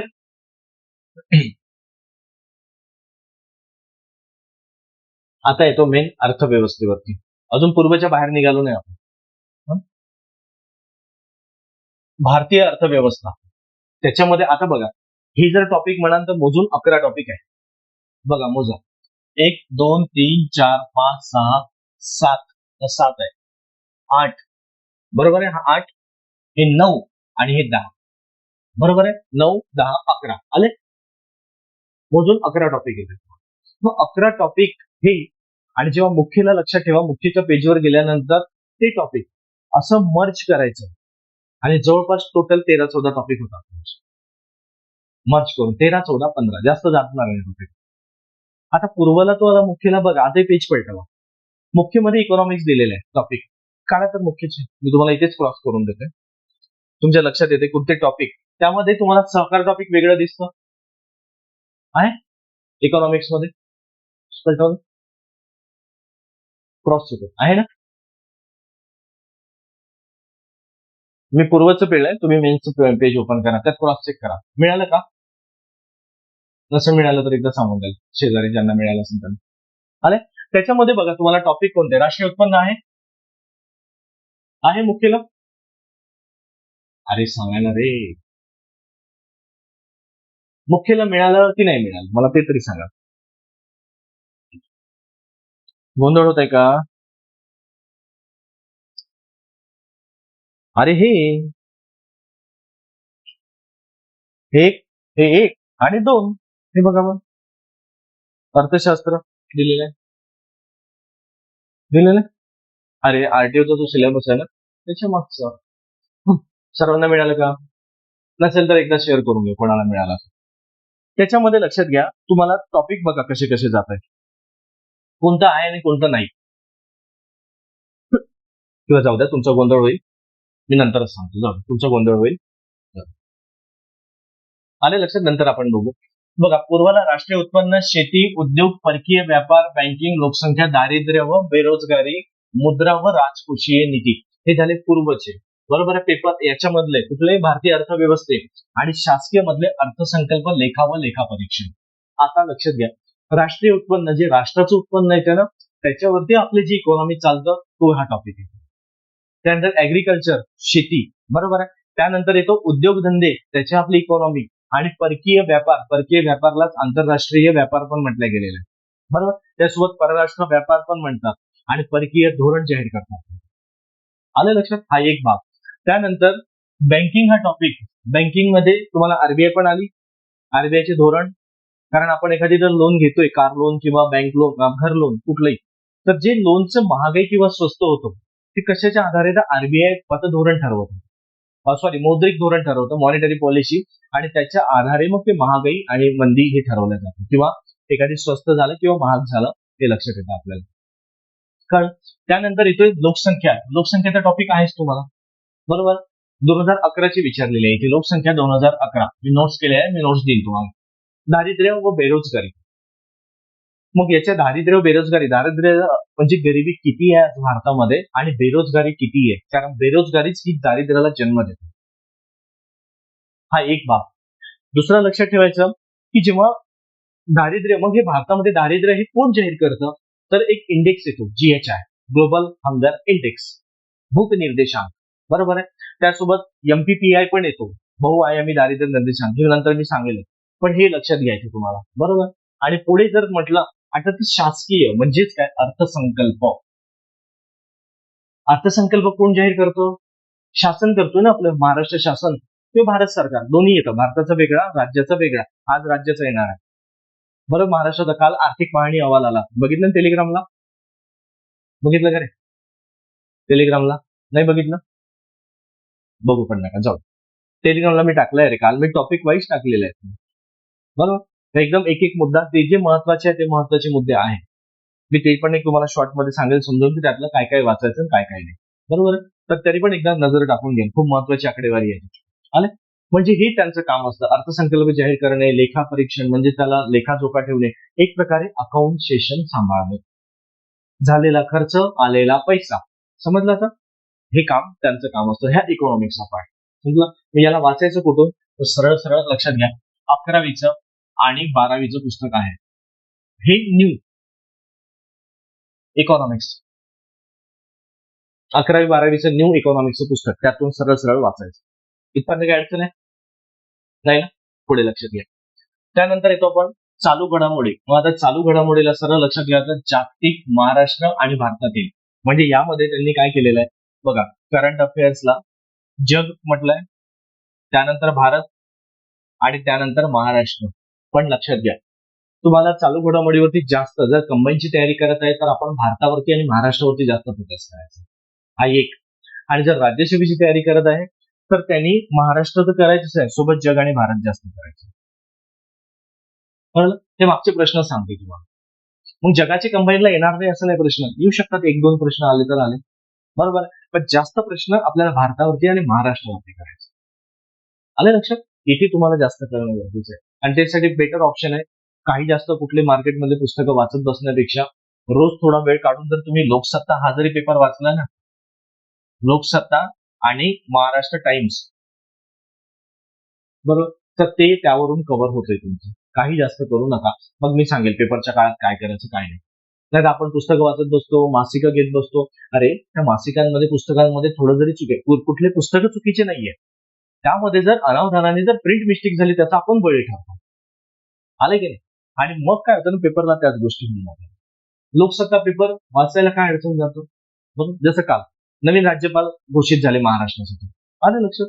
मग त्यांच्याविषयी मी, आणि तसे काय करतो मी, न्यूजपेपरवरती शॉर्ट व्हिडिओ टाकून देतात तुम्हाला, जे काय आर्टिकल येतात ना महत्वाचे, ते शॉर्ट व्हिडिओ देतो. ते काय करा, फक्त ऐकायचं सोडून नाही द्यायचं, तर ऐकायचं आणि नोट डाऊन करून ठेवा आपल्या डायरीमध्ये. जे जे महत्वाचे मुद्दे असतात मी ते वगैरे सांगत राहतो, आणि मग वेळेवर सांगेल मी तुम्हाला काय करायचं. सध्या काहीच नका करू, फक्त रोज हे कार्य करत राहतो. आजही व्हिडिओ येऊन जाईल आज, ठीक आहे? कळलं इथे? हा चालू घडामोडी हा, आणि हा पूर्वला मुख्यला दोन्हीकडे आहे. पुढे चला आता. हा, आधीच्या सिलेबसमध्ये काय केलं होतं, बुद्धिमत्ता आणि गणित हा एकत्र होता, दोन्ही 15 मार्कासाठी विचारला जायचा. पण इथे काय केलेलं आहे त्यांनी, बरोबर आहे, इथे लक्षात घ्या, अंकगणित आणि म्हणजेच एक गणित आणि बुद्धिमत्ता हे दोनही वेगळ्या कॉलम मध्ये केलेले आहे. जुन्या सिलेबसनुसार 2023च्या आधी, 23 पासून यांचे दोघांचे 10-10 प्रश्न यायला लागले. म्हणजे प्रश्नांची संख्या 20 झाली तुमचं. एकदा प्रश्न बघाल 20 प्रश्न येत आहेत, तर त्यानुसार आपल्याला याला वेटेज पण देणं महत्वाचं आहे. बरोबर, 20 प्रश्नासाठी विचारल्या जातात, म्हणजे 10 मार्क्स इकडे आणि 10 मार्क्स इकडे. मग आता लक्षात घ्या, इथे त्यांनी सहज विचारलेलं आहे अपूर्णांक टक्केवारी, पण सरळ व्याजवरती प्रश्न येतोय ना तुम्हाला, बोध प्रवाहावरती प्रश्न येतो, वयवारतीवरती प्रश्न आहे. आलं लक्षात ना? त्याच्यामुळे फक्त हे टॉपिक लक्षात नाही घ्यायचे, हे त्यांनी बेसिक दिलेले. इकडे त्यांनी टॉपिक काय दिले, फक्त बुद्धिमापन, पण टॉपिक दिले का नाही, मग कशावरून कळणार, ते मागच्या पीवायक्यू वरून की कोणत्या टॉपिक वरती प्रश्न. इथेही जरी म्हणलं तर वेन डायग्राम वरती आहे, ब्लड रिलेशन वरती प्रश्न आलेले, बरोबर आहे. अझम्पशन आणि थोडेसे ते लांब यायला लागले प्रश्न, त्याचं उत्तर छोटच राहतं पटकन, पण ते वाचण्यातच वैतागून जातं, डोक्याचं दही होऊन जातं. हे इथे वाचण्यातच तुम्ही मागचे प्रश्न सांगा, आणि त्यातही मुख्य परीक्षेला तर अजून एका पेजमध्ये एक एक प्रश्न, पूर्ण पेजवर आपल्याला वाचण्यातच शेवटीपर्यंत माणूस पोहोचत नाही. वाचलं शेवटीपर्यंत, वरती काय विसरून जातो. आणि प्रश्न जो बघायला एकदम सोपे राहतात. याची तुम्हाला प्रॅक्टिसच महत्वाची आहे, की प्रश्न किती वेळात वाचला गेला पाहिजे, कसा सोडवायचा. काही काही प्रश्न पूर्ण वाचायची पण गरज नाही पडत, पर्यायावरून सुटतो, पर्यायावरून. अरे हे काही टेक्निक राहतं त्याची, मॅडम सांगेलच तुम्हाला कसं सोडवायचं काय. काही प्रश्न तुम्ही म्हणतात, मुलं म्हणतात की रिपीट होतात, प्रश्न रिपीट होत नाही, पॅटर्न रिपीट होतो. आणि हे आपल्याला सांगते की नेमकं कुठल्या टॉपिकवरती जास्त भर द्यायचा, कुठल्या टॉपिकवर कमी भर द्यायचा, आणि कुठले टॉपिक फ्रिक्वेंटली आयोगाने विचारलेले, जसं ब्लड रिलेशन, वेन डायग्राम, सिलोलिझम्स, बरोबर आहे, तर्कविधाने, हे कंटिन्यू आलेले असतात. मग ह्याला कंटिन्यू फोकस करायचं ना. आलं लक्षात? ना की काही मुलं आर.एस. अग्रवालचं मोठं पुस्तक घेऊन बसतात, काहीच गरज नाही. आलं? जेव्हा आता मॅडम घेईल ना, त्यावेळेस पूर्ण जेवढे आयोगाचे प्रश्न आलेले आहेत, म्हणजे 2015 पासून ते आजपर्यंतचे पूर्वचन मुख्यचम, त्यांनी काय केलेलं, आम्ही पूर्ण बाहेर काढलेलं आहे त्याचं. 15 प्रश्नाचं एक सेटच तयार केलेला आहे, आणि तो तेवढाच व्यवस्थित करायचा. एक टॉपिक झाला की त्याच्यानंतर तेवढे प्रश्न पूर्ण सोडवून घ्यायचे, शेवटपर्यंत जायचे, कुठल्या त्या टॉपिकवरती कुठे किती प्रश्न आलेले, तुमची प्रॅक्टिस होते. आणि पुस्तकांमधून जर बाहेर करण्याऐवजी जर प्रश्नपत्रिकामधून गेलं तर चुकण्याची शक्यता कमी राहते. आयोगाचा प्रश्न हिंदी, आपलं मराठी आणि इंग्लिश दोन्ही लँग्वेज मध्ये मिळतो आपल्याला, आणि त्यानुसार आपल्याला पुढे जाता येतं. बरोबर आहे. आणि फ्रिक्वेंटली येतं ना 15 प्रश्न, हा पेपर झाला, आणि जर आयोगाने जसं तसे राज्यसेवेला झाले काही, फक्त आयोगाने तसाच प्रश्न विचारला, फक्त आकडेवारी बदलली, मग अशा वेळेस तुम्हाला पॅटर्न सोपा जातो, तुमच्या लक्षात येऊन जातो आयोग कसा विचारताय. आणि कधीही पण लक्षात ठेवा, एक पुस्तक कमी वाचायचं, पण आयोगाचा सिलेबस मध्ये जेवढं दिलंय तेवढं, आणि जेवढे आयोगाने प्रश्नपत्रिका दिल्यात तेवढंच करायचं व्यवस्थित, तुम्हाला पास होण्याची चान्सेस जास्त असतात. नाही तर मुलं प्रश्नच वाचत नाही, प्रश्नाकडे लक्षच देत नाही. आर.एस. अग्रवालचं पुस्तक वाचाल ना, तर वर्षभर लागेल, सुटणार नाही, त्या पुस्तकातून बाहेर पडणार नाही. काही काही मुलं घेऊन बसतात, काहीच फायदा नाही ना. कारण आर.एस. अग्रवालमध्ये खूप प्रश्न दिलेले आहेत. मोठं यशचंद पब्लिकेशनचं पुस्तक आहे. तर त्या टॉपिक किती आहे, तुमचे टॉपिक किती विचारलेले आहे, तुम्ही त्या टॉपिक वरती भर देणार की जे नाही विचारत त्याच्यावरती भर देणार. बरोबर. म्हणून काय करण्यापेक्षा काय नाही करायचं हे जर कळलं तुमचा वेळ वाचतो रे. लक्षात काय नाही करायचं त्याच्यावरती वेळ जास्त घालवा, बाकीच्या गोष्टी होत राहतात तुमच्या. जो पुढे आता ठीक आहे, इथे तुमचा पूर्वचा संपला. आलं. आता एक राज्यव्यवस्था, सॉरी राज्यशास्त्र राहून गेलं. हे बघ, हा इकडे बघा, राज्यशास्त्र आलंय, सामान्य विज्ञान सॉरी राहून गेलं होतं. आता राज्यशास्त्रामध्ये काय समजणार आहे, एकच शब्द दिला. मग प्रश्न तर पंचायत राजवरती पण आले आणि पंचायत राज म्हणून मला मुख्यवर पण आलेलं. म्हणून लक्षात घ्यायचं, मुख्यचा अभ्यास जो करतो ना त्याचं पूर्व निघतं. आणि कशावरून करणार मग? आता तुम्ही सांगा, जर पूर्ण जर टॉपिक पुस्तक घेतलं एखाद्याने, यम लक्ष्मीकांत, मुलं वाचतात. आता लक्ष्मीकांतचं पुस्तक जर म्हणाल जवळपास इतकं जाड आहे, बारीक फॉन्ट, समजायला येत काहीच नाही. तुम्ही फक्त वाचत आहे पण एकही कन्सेप्ट समजत नाही. मग त्यातलं काय वाचायचं हे कळणार का रे? आणि युपीएससीला तेच पुस्तक वाचतो, राज्यसभेला तेच पुस्तक वाचतो, कंबाईनला तेच पुस्तक वाचतो. मग सर्वच ठिकाणी जर पॉलिटिक्स सारखं असेल तर आयोगाने का वेगवेगळं विचारलं असेल? आलंय की नाही? मग तो पुस्तक वाचणारा कंबाईनचे मुलगा देणारा युपीएससी पेपर येईल तो पास झाला असता. तसं नाही राहत. कधी पण लक्षात घ्यायचं, कुठलं पुस्तक निवडता पण आलं पाहिजे, कुठल्या पुस्तकातून काय वाचायचं हे लक्षात आलं पाहिजे, आणि आधी तुमच्या बेसिक कन्सेप्ट पण क्लिअर पाहिजे. तेव्हा तुम्ही कुठलंही पुस्तक तुमच्या हातामध्ये आलं तर इंडेक्स वरून लक्षात आलं पाहिजे की ह्या पुस्तकामध्ये मला 4च टॉपिक महत्वाचे आहेत, तर पुढचं विनाकारण हे पुस्तक का घेऊ मी? आलंय ना लक्षात?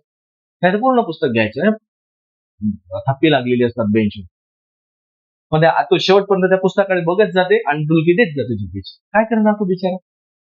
असं नाही व्हायला पाहिजे. म्हणून बेसिक पुस्तकं का सांगतो मी, आणि याच्यासाठी बेसिक सांगतो, फक्त 12वीचं पुस्तक वाचा, एक ओल्ड, बरोबर आहे. त्यानंतर 6वीचं आणि 7वीचं, बरोबर आहे, हे सुद्धा ओल्ड पुस्तक आहे, तीनही ओल्ड.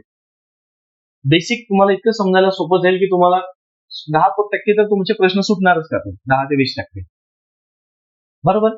हा एक भाग झाला. आणि त्यानंतर सामान्य विज्ञान येतो. याच्यासाठी मुलं एनसीईआरटी वाचतो, हे वाचतं, ते वाचतं, काही वाचू नका. फक्त मी सांगतो स्टेट बोर्ड वाचा. स्टेट बोर्ड, मग कुठले जुने नाही तर नवीन. याच्यामध्ये बघा, फिजिक्स आलंय, केमिस्ट्री, प्राणीशास्त्र, बरोबर, वनस्पती आरोग्यशास्त्र आलं. इथे फक्त स्टेट बोर्ड.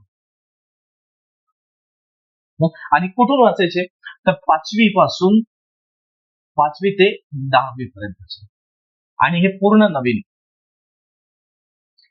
स्टेट बोर्ड वाचायचे 5वी ते 10वी पर्यंतचे पूर्ण नवीन. आता याला कसं वाचायचं ना मी सांगेल ज्यावेळेस देईल त्यावेळेस. फक्त रॅन्डमली वाचत चला, याची पण टेक्निक आहे. नाहीतर इकडे 5वीचं पुस्तक वाचतोय आपण, शेवटीपर्यंत मध्येच तुम्हाला सूर्यप्रकाश आलाय, किरण आलं, नंतर परत आरोग्यशास्त्र आले, आणि 6वीच्या पुस्तकात गेलं तर परत ते टॉपिक बदलले. मध्येच ध्वनी नंतर लगेच तुमचं प्रकाश येऊन जातो टॉपिक.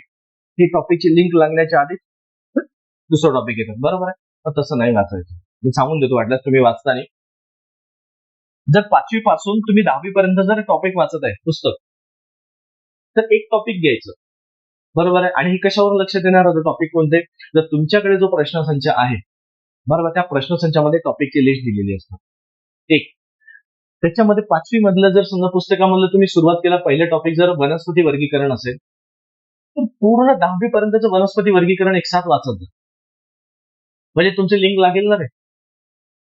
आलं लक्षात? आणि प्रश्न वाचायचे, बघा किती सुटतात ते. एक, मी म्हणणार नाही पूर्ण सुटेल, हे तेवढंच करायचं. तुम्ही म्हणाल सर एवढं सांगितलं प्रश्न सुटत नाही, असे नाही. स्टेट बोर्डचा तुम्हाला 10 ते 20% बेस मिळतो. आलं लक्षात?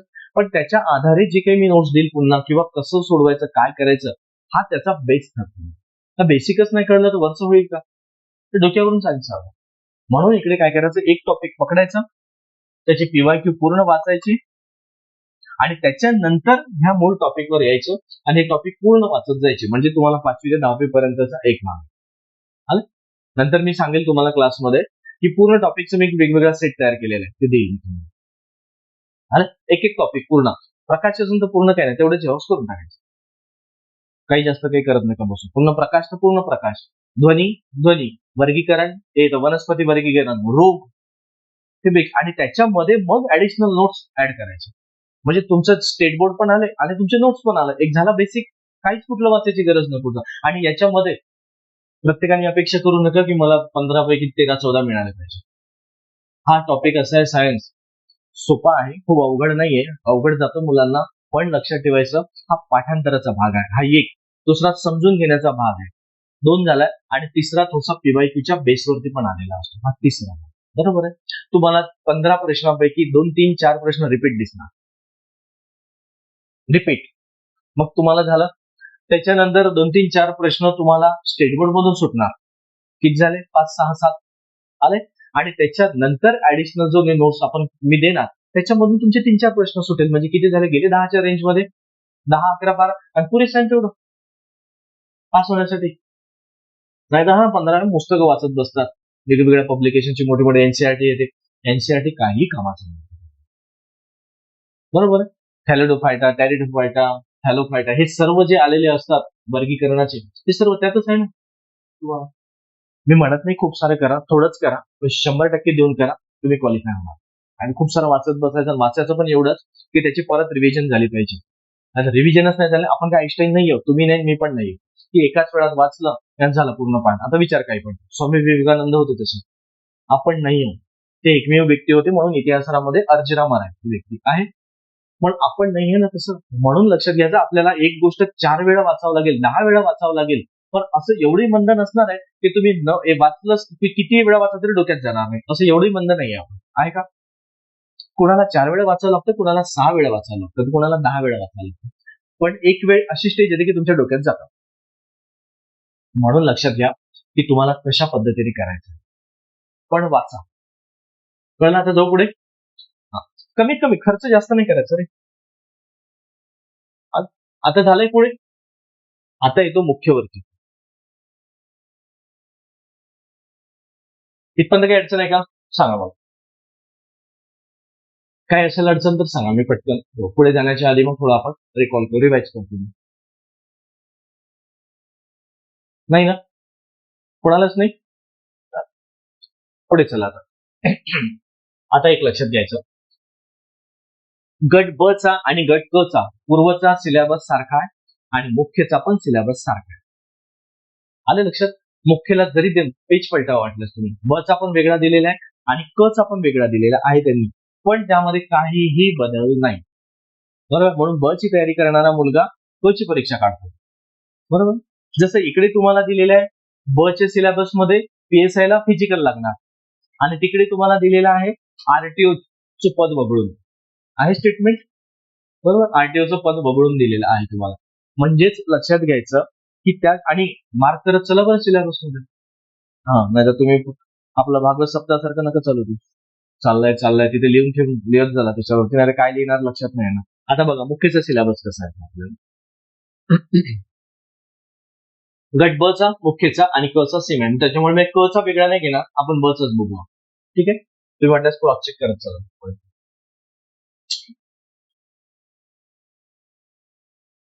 पेपर 1 200 गुण दिले, पेपर 2 200 गुण, म्हणजे किती झाले? 400. आणि पीएसआयच्या फिजिकलचे 40, आपलं फिजिकलचे सॉरी मुलाखतीचे 40, म्हणजे मेरिट किती लागेल? 440 पीएसआयचं. आणि पीएसआय सोडून इतर मेरिट किती लागेल? 400 पैकी. बरोबर. 400 पैकी जे तुम्हाला मार्क्स लागेल ते पडणार त्यामध्ये. ठीक आहे. आता येतो यामध्ये सुद्धा बघा. इथे दिलेला आहे. बरं. आता लक्षात घ्या, पहिला जो पेपर येतो आपला तो मराठी आणि इंग्लिश मिळून एक पहिला पेपर आलेला आहे. हा एक, म्हणजे दोन्हीचं मार्किंग किती असणार आहे? इकडे 50 प्रश्न 50 प्रश्न आले.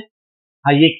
त्यानंतर 100 गुण आणि 100 गुण, म्हणजे 50 प्रश्न 100 मार्क्स आले, म्हणजे 200 झाले आणि इकडे 200, 400. हा एक.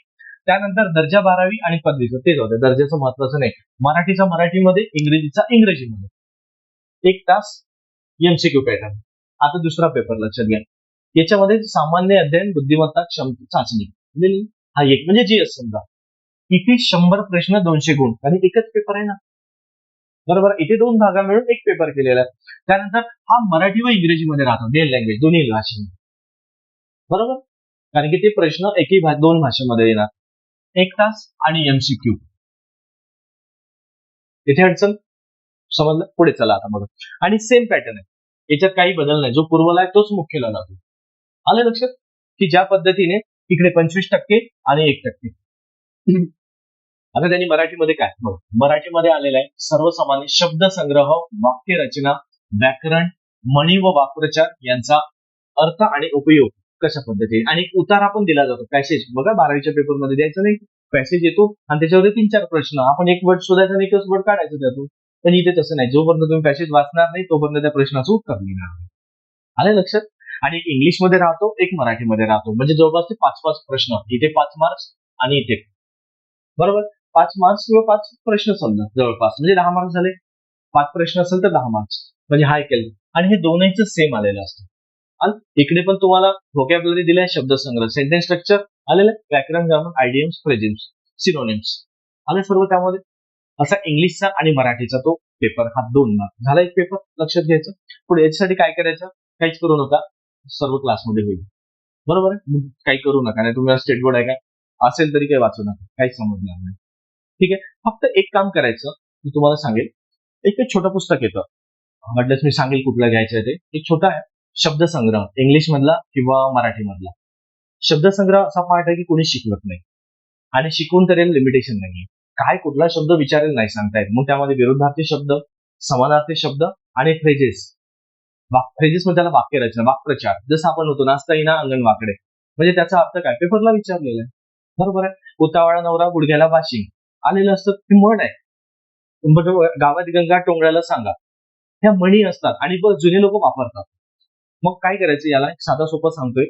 जेव्हा तुमचं मराठी होणारच आहे पुढे, जरी समजा तुम्ही रोज जरी पुस्तक वाचत बसला ना, अभ्यास जेव्हा डोकं ब्लॉक होऊन जातं ना, आपलं काहीच करायची इच्छा होत नाही, कानात हेडफोन टाकून आपण गाणे ऐकत राहतो.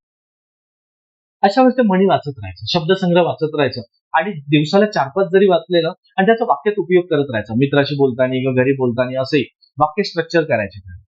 म्हणजे आपण कोणतं फ्रेजेस कुठे वापरतो हे आपल्याला लक्षात येतं. बरोबर आहे.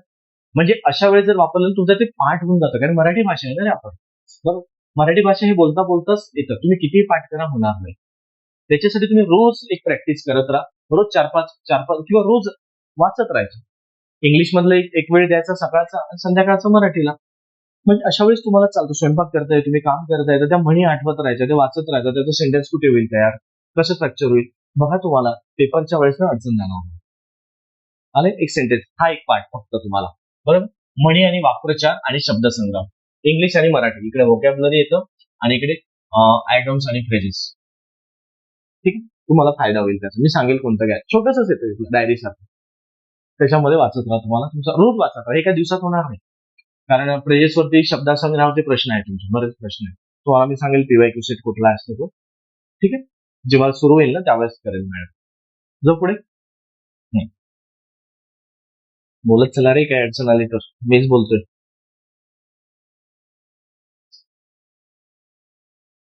आता इकडे बघा, सामान्य बुद्धिमापन प्रीला आहे, पूर्वला आहे ना, कम्पेअर करा. म्हणजे तुम्हाला सोबत कशी तयारी करायची, पूर्वची मुख्यची आलेली. त्याच्यानंतर चालू घडामोडी, जागतिक, महाराष्ट्र, भारतातील, पूर्व आणि मुख्यला आलेलं आहे. हा, त्यानंतर गणित व अंकगणित व सांख्यिकी आलेलं आहे. म्हणजे सांख्यिकी हा शब्द जोडला, पण आपल्यासाठी अंकगणितच महत्वाचं आहे. सांख्यिकी म्हणजे त्यामध्ये तो टेबल वगैरे दिला जातो कधी कधी एखाद्या वेळेस, बरोबर आहे. त्याला आपण म्हणतो आधी स्तंभालेख सारखं वगैरे, नाही का. बरोबर आहे, ते काही लक्ष घालू नका त्याच्यावरती. हो, सरळ आकडेवारी असते. इकडे आपलं अंकगणित महत्वाचं आहे. ठीक आहे, म्हणजे इकडे ह्या दोन्ही पडला पार्ट आला. आता नवीन कोणता आहे, जो कॉमन आहे तो कॉमन आहे, अनकॉमन कुठला, माहितीचा अधिकार, आरटीआय आले. आणि त्याच्यानंतर लक्षात घ्या, महाराष्ट्र लोकसेवा हक्क अधिनियम, हे 2 कायदे, आपल्याला हे 2 कायदे करायचे. खूप काही डीप मध्ये नाही जायचं, मी सांगेल शॉर्टकट कसं करायचं. ह्या गोष्टीसाठी शॉर्टकट आहे, जास्त टेन्शन घ्यायचं नाही. जाऊ पुढे. त्याच्यानंतर येतोय आता बघा इकडे पॉलिटी किती आलेलं आहे पॉलिटीचा पार्ट. प्रीला राज्यसेवा, आपलं सॉरी राज्यशास्त्र एकच शब्द आलेला आहे, इकडे जास्त आहे, म्हणून आपल्याला याला फोकस करायचं आहे, म्हणजे ती निघेल. इतिहासालाही तसंच आहे, किती आलेलं आहे, त्याच्या खालीच बघा इतिहास आलाय, त्याच्या खाली तुम्हाला भूगोल दिलेला आहे, आणि भूगोलासोबत पर्यावरण दिलंय. म्हणजे खरं डीप मध्ये त्यांनी एक्सप्लेन केलाय मुख्यचा सिलेबस. म्हणून मुख्यचा अभ्यास करायचा, सोबत करायचा, पूर्व आपली सोबत होते. त्याच्या पूर्वकडे जर काही मुलं काय पूर्व पण पूर्वामध्ये काहीच समजत नाही, त्याचा पिक्चरच क्लिअर होत नाही, काय करायचं आणि काय नाही करायचं. ठीक. तर बघा आता याच्यामध्ये आता लक्षात घ्या, आपलं पॉलिटी चाललेलं आहे. इथे तुम्ही क्रॉस चेक करा, म्हणून तुम्हाला मी सांगत राहतो नेहमी. हे बघा, भारतीय संघराज्य व्यवस्था, भारतीय राज्यघटना, स्थानिक स्वराज्य संस्था, पंचायत राज आलेले, कार्यकारी मंडळ, न्याय मंडळ आणि व विधिमंडळ आलेले. आणि त्याच्यामध्ये आता काय काय असणार आहे बघा.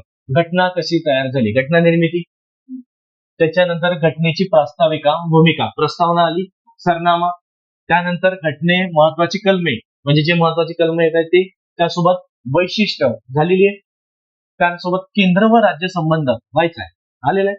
आता निधर्मीच्या जागेवर धर्मनिरपेक्ष लिहून ठेवा. निधर्मी राज्य नाव आलेलं आहे ना, याला धर्मनिरपेक्ष. आता निधर्मी राज्य शोधत बसतो आपण, काय आहे काय, धर्मनिरपेक्ष आले. त्याच्यानंतर मूलभूत हक्क कर्तव्य आलेले, धोरण मार्गदर्शक तत्वे आलेले, त्यानंतर शिक्षण, युनिफॉर्म सिव्हिल कोड आले, स्वतंत्र न्यायपालिका आलं आपले, राज्यपाल, मुख्यमंत्री, मंत्रिमंडळ, त्याचे अधिकार हे काही नाही, राज्य विधिमंडळ, विधानसभा, विधान परिषद सदस्य, अधिकार व कर्तव्य आले. म्हणजे मुख्यला तुम्हाला त्यांनी राज्यावरती फोकस केलेला आहे आणि पूर्वला त्यांनी राज्य प्लस केंद्रावरती फोकस केलेला आहे. कळलं? पण तरी पण जरी समजा पूर्वाला केंद्र असेल, संसदेवरती प्रश्न येणार नाही असं नाही, येतात, राष्ट्रपतीवरती प्रश्न येणार नाही असं नाहीये, पण तुम्हाला जास्त फोकस राज्यावरती द्यायचंय, कारण तुम्हाला मुख्यला पण आहे, म्हणून ते महाराष्ट्रावरती, इथेही महाराष्ट्रावरती जास्त फोकस करायचा आहे, इथेही महाराष्ट्र करायचा आहे आणि इथेही महाराष्ट्रावरती जास्त फोकस करायचा आहे. आणि इथे जग दिलाय का शब्द, पूर्वाला जग हा शब्द दिलेला आहे त्यांनी, बरोबर. पृथ्वी, जागतिक हवामान, अक्षांश, रेखांश आलं.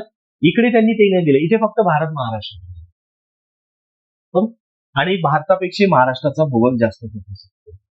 इकडे बघा आता इतिहासामध्ये तिकडे काही दिलंय का, फक्त भारत आणि महाराष्ट्र एवढं.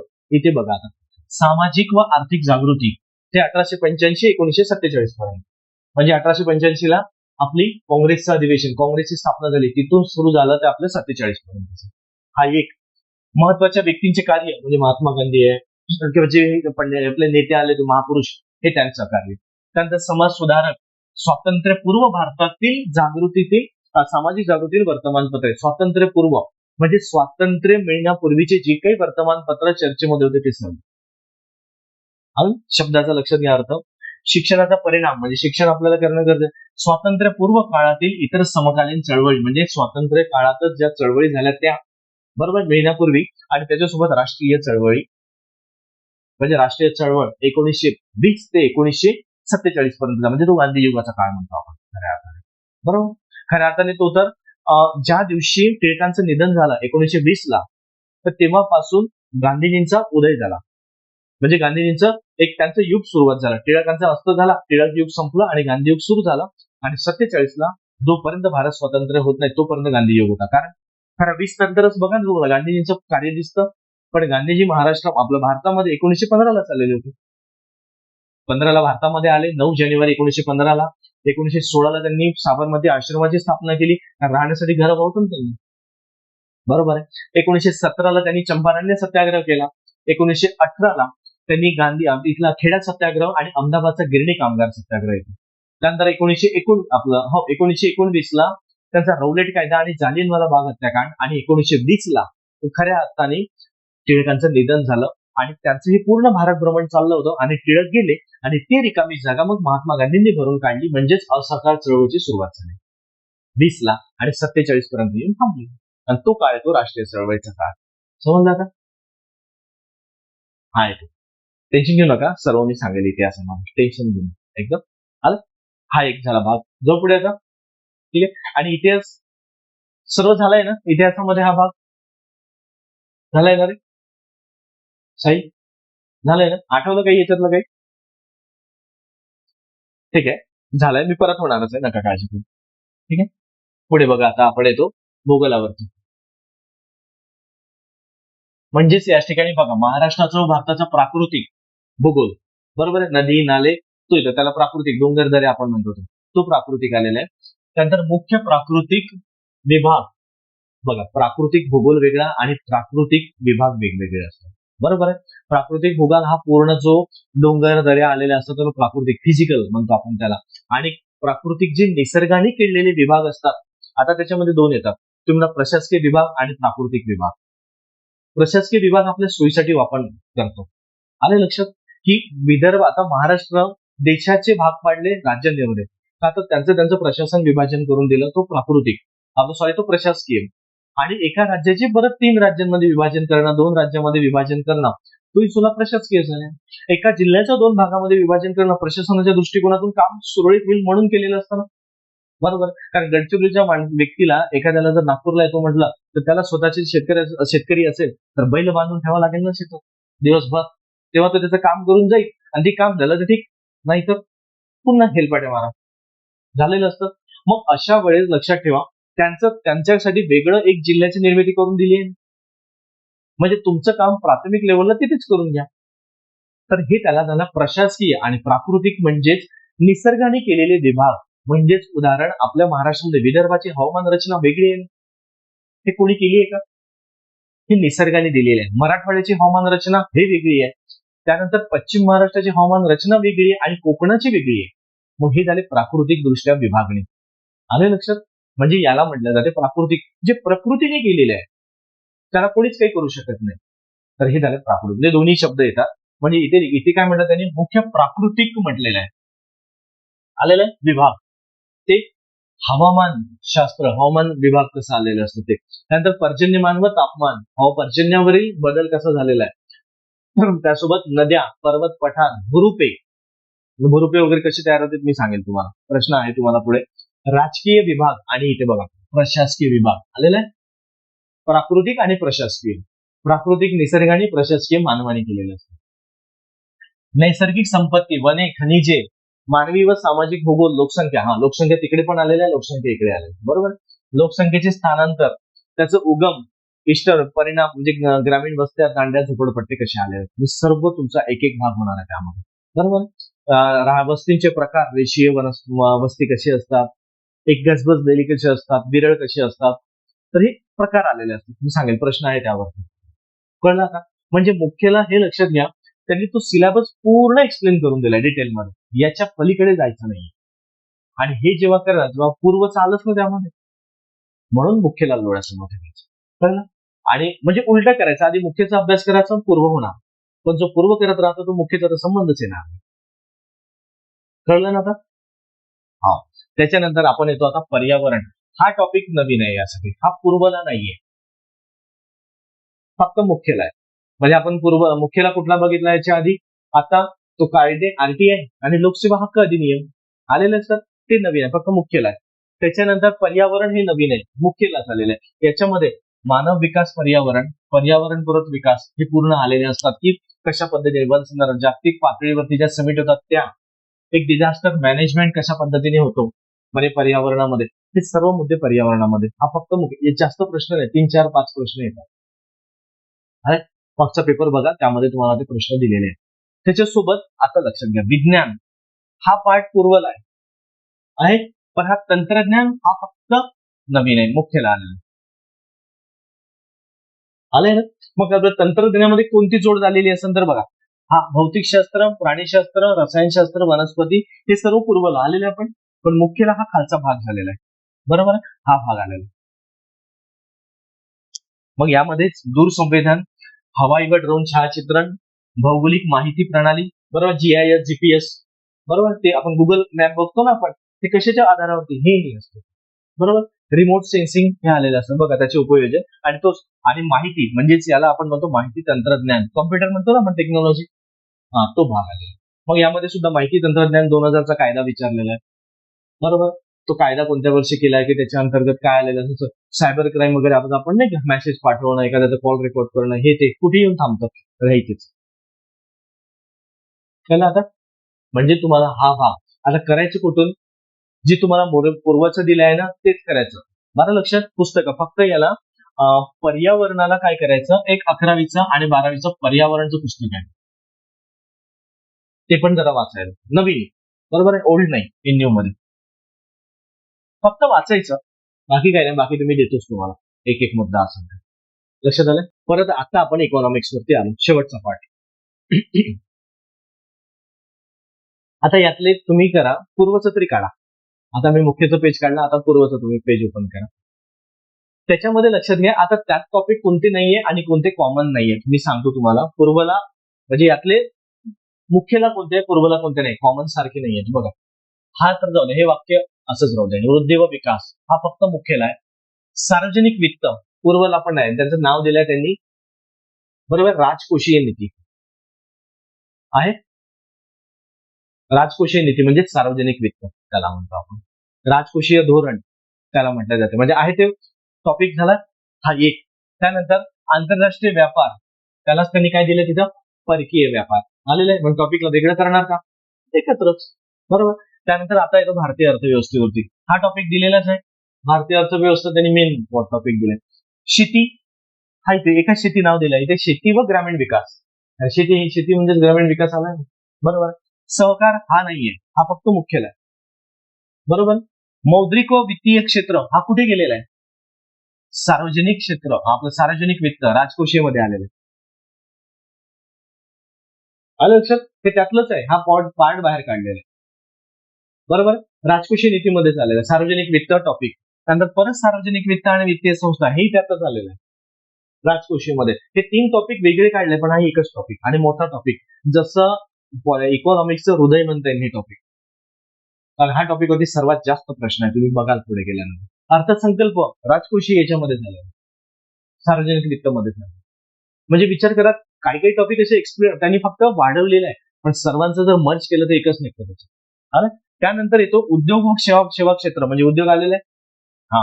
त्यानंतर पायाभूत सुविधा दिलेले नाहीये, आहे का, पण हा टॉपिक आहे. आलं. त्यानंतर आंतरराष्ट्रीय व्यापार हे वेगळं आहे का, परत तेच आलंय नाही, इथेच कुठे येऊन थांबलाय, हा येते.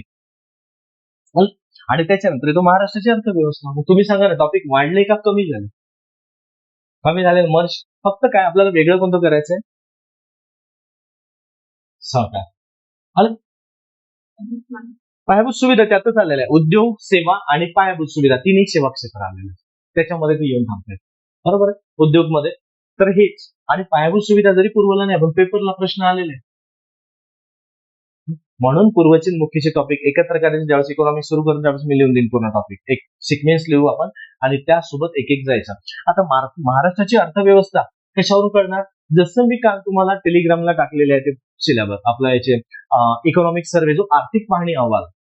आता 2 लक्षात ठेवा, आर्थिक पाहणी अहवाल आणि अर्थसंकल्पामधला 2चा फरक लक्षात घ्या. मी सांगतो तुम्हाला. तुम्हाला एक 15 दिवसांनी गावाला जायचंय, तुम्ही काय करता, अरे 15 दिवसांनी गावाला जायचंय किंवा 15 दिवसांनी लग्न आहे, 1 महिन्यानी लग्न आहे तुमच्याकडे, तुम्ही काय करता, प्लॅनिंग करता ना, आधी संकल्प करा, नियोजन करता. जर तुमचंही जर घरच्यांनी जर म्हटलं की नाही पुढच्या वर्षी लग्न करायचंय, मग सुरू होऊन जाते चक्र त्या दिशेने फिरायला, होतं की नाही. तुम्ही काय म्हणाल, आधी लग्न करणार मग विचार करणार का, नाही. म्हणजेच लक्षात ठेवा, पुढच्या वर्षी लग्न करायचं याचा अर्थ तुम्ही नियोजन केलेलं आहे, तुम्ही संकल्प केलेला असतो, मग त्या दिशेने तुमचे पाऊल जायला सुरुवात होते. का तर विनाकारण होणारा खर्च टाळला जातो. आलं लक्षात, नाही आपलं सेव्हिंग काय आहे तो एक विचार करतो आणि मग आपण त्या दिशेने लग्नाचा विचार करतो, किंवा कुठल्याही कार्यक्रमासाठी आपल्याला खर्च किती लागणार आहे, मग आपल्याकडे किती आहे आणि त्यानुसार केलेलं प्लॅनिंग. आलंय लक्षात. नाही तुमच्याकडे बघायला काहीच नाही आणि तुम्ही 2 करोडचा खर्च लग्नावर करायचा, असं प्लॅनिंग करतो का आपण, नाही. मग विचार करा आता पाहणीमध्ये आणि हा संकल्पमध्ये. पाहणी कधी करतो आपण, म्हणजे तुमच्याकडे जर तुम्हाला लग्न करायचं आहे त्या 2 वर्षांनी, मग तुमच्याकडे हा काय विचार करतो आपण, की आपल्याकडे आधी किती जुळते आपल्याजवळ पैसे. तुम्ही करता ना, आपल्याकडे सोनं किती आहे, सेव्हिंग किती आहे, का आपल्याकडे जर 5 लाख खर्च येणार आहे किंवा 10 लाख खर्च येणार आहे, समोरची पार्टी जरा तगडी आहे, आमचं त्यांचं सर्व व्यवस्थित मानधन करायचंय, नाराज नको व्हायला, ना उद्या पोरीला टोमणे देईल. मग याच्यासाठी तुम्ही काय करता, नियोजन करताय. आपल्याकडलं सेव्हिंग, एफडी, इकडे तिकडे किती पैसा जमा हा सर्व बाहेर काढता, टोटल करता. म्हणजेच काय करता, तुमच्याकडे जमा किती आहे याचा हिशोब लावता, म्हणजेच पाहणी केलंय. मग इथे जर समजा तुम्हाला टोटल 10 लाख खर्च येत आहे आणि तुमच्याकडे इथे 5 किंवा 6 लाख रुपये जुळत आहे, मग तुम्हाला 4 लाखाचं नियोजन करायचं आहे ना. मग त्यासाठी तुम्ही कुठून पैसा जमा करताय, शेतीमधून किंवा लोन काढता येईल, काय करता येईल, याच्यासाठी तुम्ही संकल्प करता पुढचा. म्हणजे अर्थसंकल्प हा पुढच्या वर्षासाठी असतो, आर्थिक पाहणी हा मागील वर्षासाठी असतो. तुमच्याकडे जमा आणि खर्च किती झाले ते बघायचं. कळलं आता? सोपा शब्द लक्षात ठेवा. म्हणजे आर्थिक पाहणी अहवाल त्यावरती लिहिले आकडेवारी 25-26 म्हणजे 1 एप्रिल 25 पासून ते 31 मार्च पर्यंत. आले लक्षात? 25-26 चा काळ. आणि अर्थसंकल्प आता जाहीर होईल आज, तर तो 26 आणि 27 चा असणार. म्हणजे 1 एप्रिल 26 ते 31 मार्च 27 पर्यंत. कळलं आता? म्हणजे हा पुढच्या वर्षाचा संकल्प नियोजन असतो, हे मागच्या वर्षाचं आर्थिक पाहणी. पण आपल्या कार्यक्रमावर लक्ष. आणि तुम्हाला ट्रेकिंगला जरी फिरायला जरी जात असाल तरी तो विचार करा, तिथे खर्च किती लागणार आहे, माझ्याकडे किती आहे, आम्हाला किती जमवावे लागणार आहे. सहज एखाद्याला पार्टी जरी द्यायची म्हणलं तरी आपण खिशाचा अंदाज घेतो. म्हणजे झालं ना आर्थिक पाहणी अहवाल तुमचा. आणि पुढचा संकल्प म्हणजे त्याच्यानुसार अंदाज करतो की आपण चहाच्या टपरीवर जाऊन चहा द्यायचा का चांगल्या ब्लू रेडिसन सारख्या मोठ्या हॉटेलमध्ये जाऊन त्यांना द्यायचं. आले लक्षात? ते कशावरून? आपल्या सेव्हिंग वरून आपण ठरवतो. कारण म्हणतात तुम्ही जा तिथे गेटवर थांबा, मी आलोच, आणि इकडे काय समोसा खायची सोय नाही. आले लक्षात? मग आपण जातो का तसं? नाही, म्हणजे दिवसभर वाट बघत दुसऱ्याची. असं होत नाही. कधी पण लक्षात ठेवा की आपल्या सर्व अंदाजानुसार घेतला जातो. हे सरकार काम करतं याच्यावर. आणि महाराष्ट्राचं आणि भारताचं मग ही अर्थव्यवस्था आपल्याला याच्यावरून, त्या आर्थिक पाहणीवरून कळतं की भारत सरकारने कुठल्या योजना आणल्या, पूर्ण केला, काय केलेलं आहे, आपल्याकडे जमा किती आहे, किती टक्केवारीने. जसं आता काल मी याला पेपरला पण आलेलं आहे, कालच्या पेपरला कालच्या आणि आजच्या पेपरला जरा ते आर्थिक पाहणी अहवालाविषयी येत आहे. तर भारतामध्ये आज याच्यामध्ये जीडीपी मध्ये किंवा दरडोई उत्पन्नामध्ये महाराष्ट्राचा क्रमांक आलेला आहे. त्यानुसार पूर्ण त्यांना राज्याचे क्रमांक दिले, टक्केवारी. बरोबर आहे. म्हणजेच कशा आधारे असं मागच्या वर्षीच्या आधारे केली ना टक्केवारी, की भारत उत्पादन क्षमतेमध्ये किती क्रमांकावरती आले. हा एक. आणि आता पुढचं नवीन योजना काय, नवीन प्लॅनिंग काय. समजा उदाहरण लाडकी बहिणीला जर 500-1500 रुपये देत आहे, तर त्यांचं हे प्लॅनिंग करणार की पुढच्या वर्षी आपल्याला 2100 कसे देता येईल.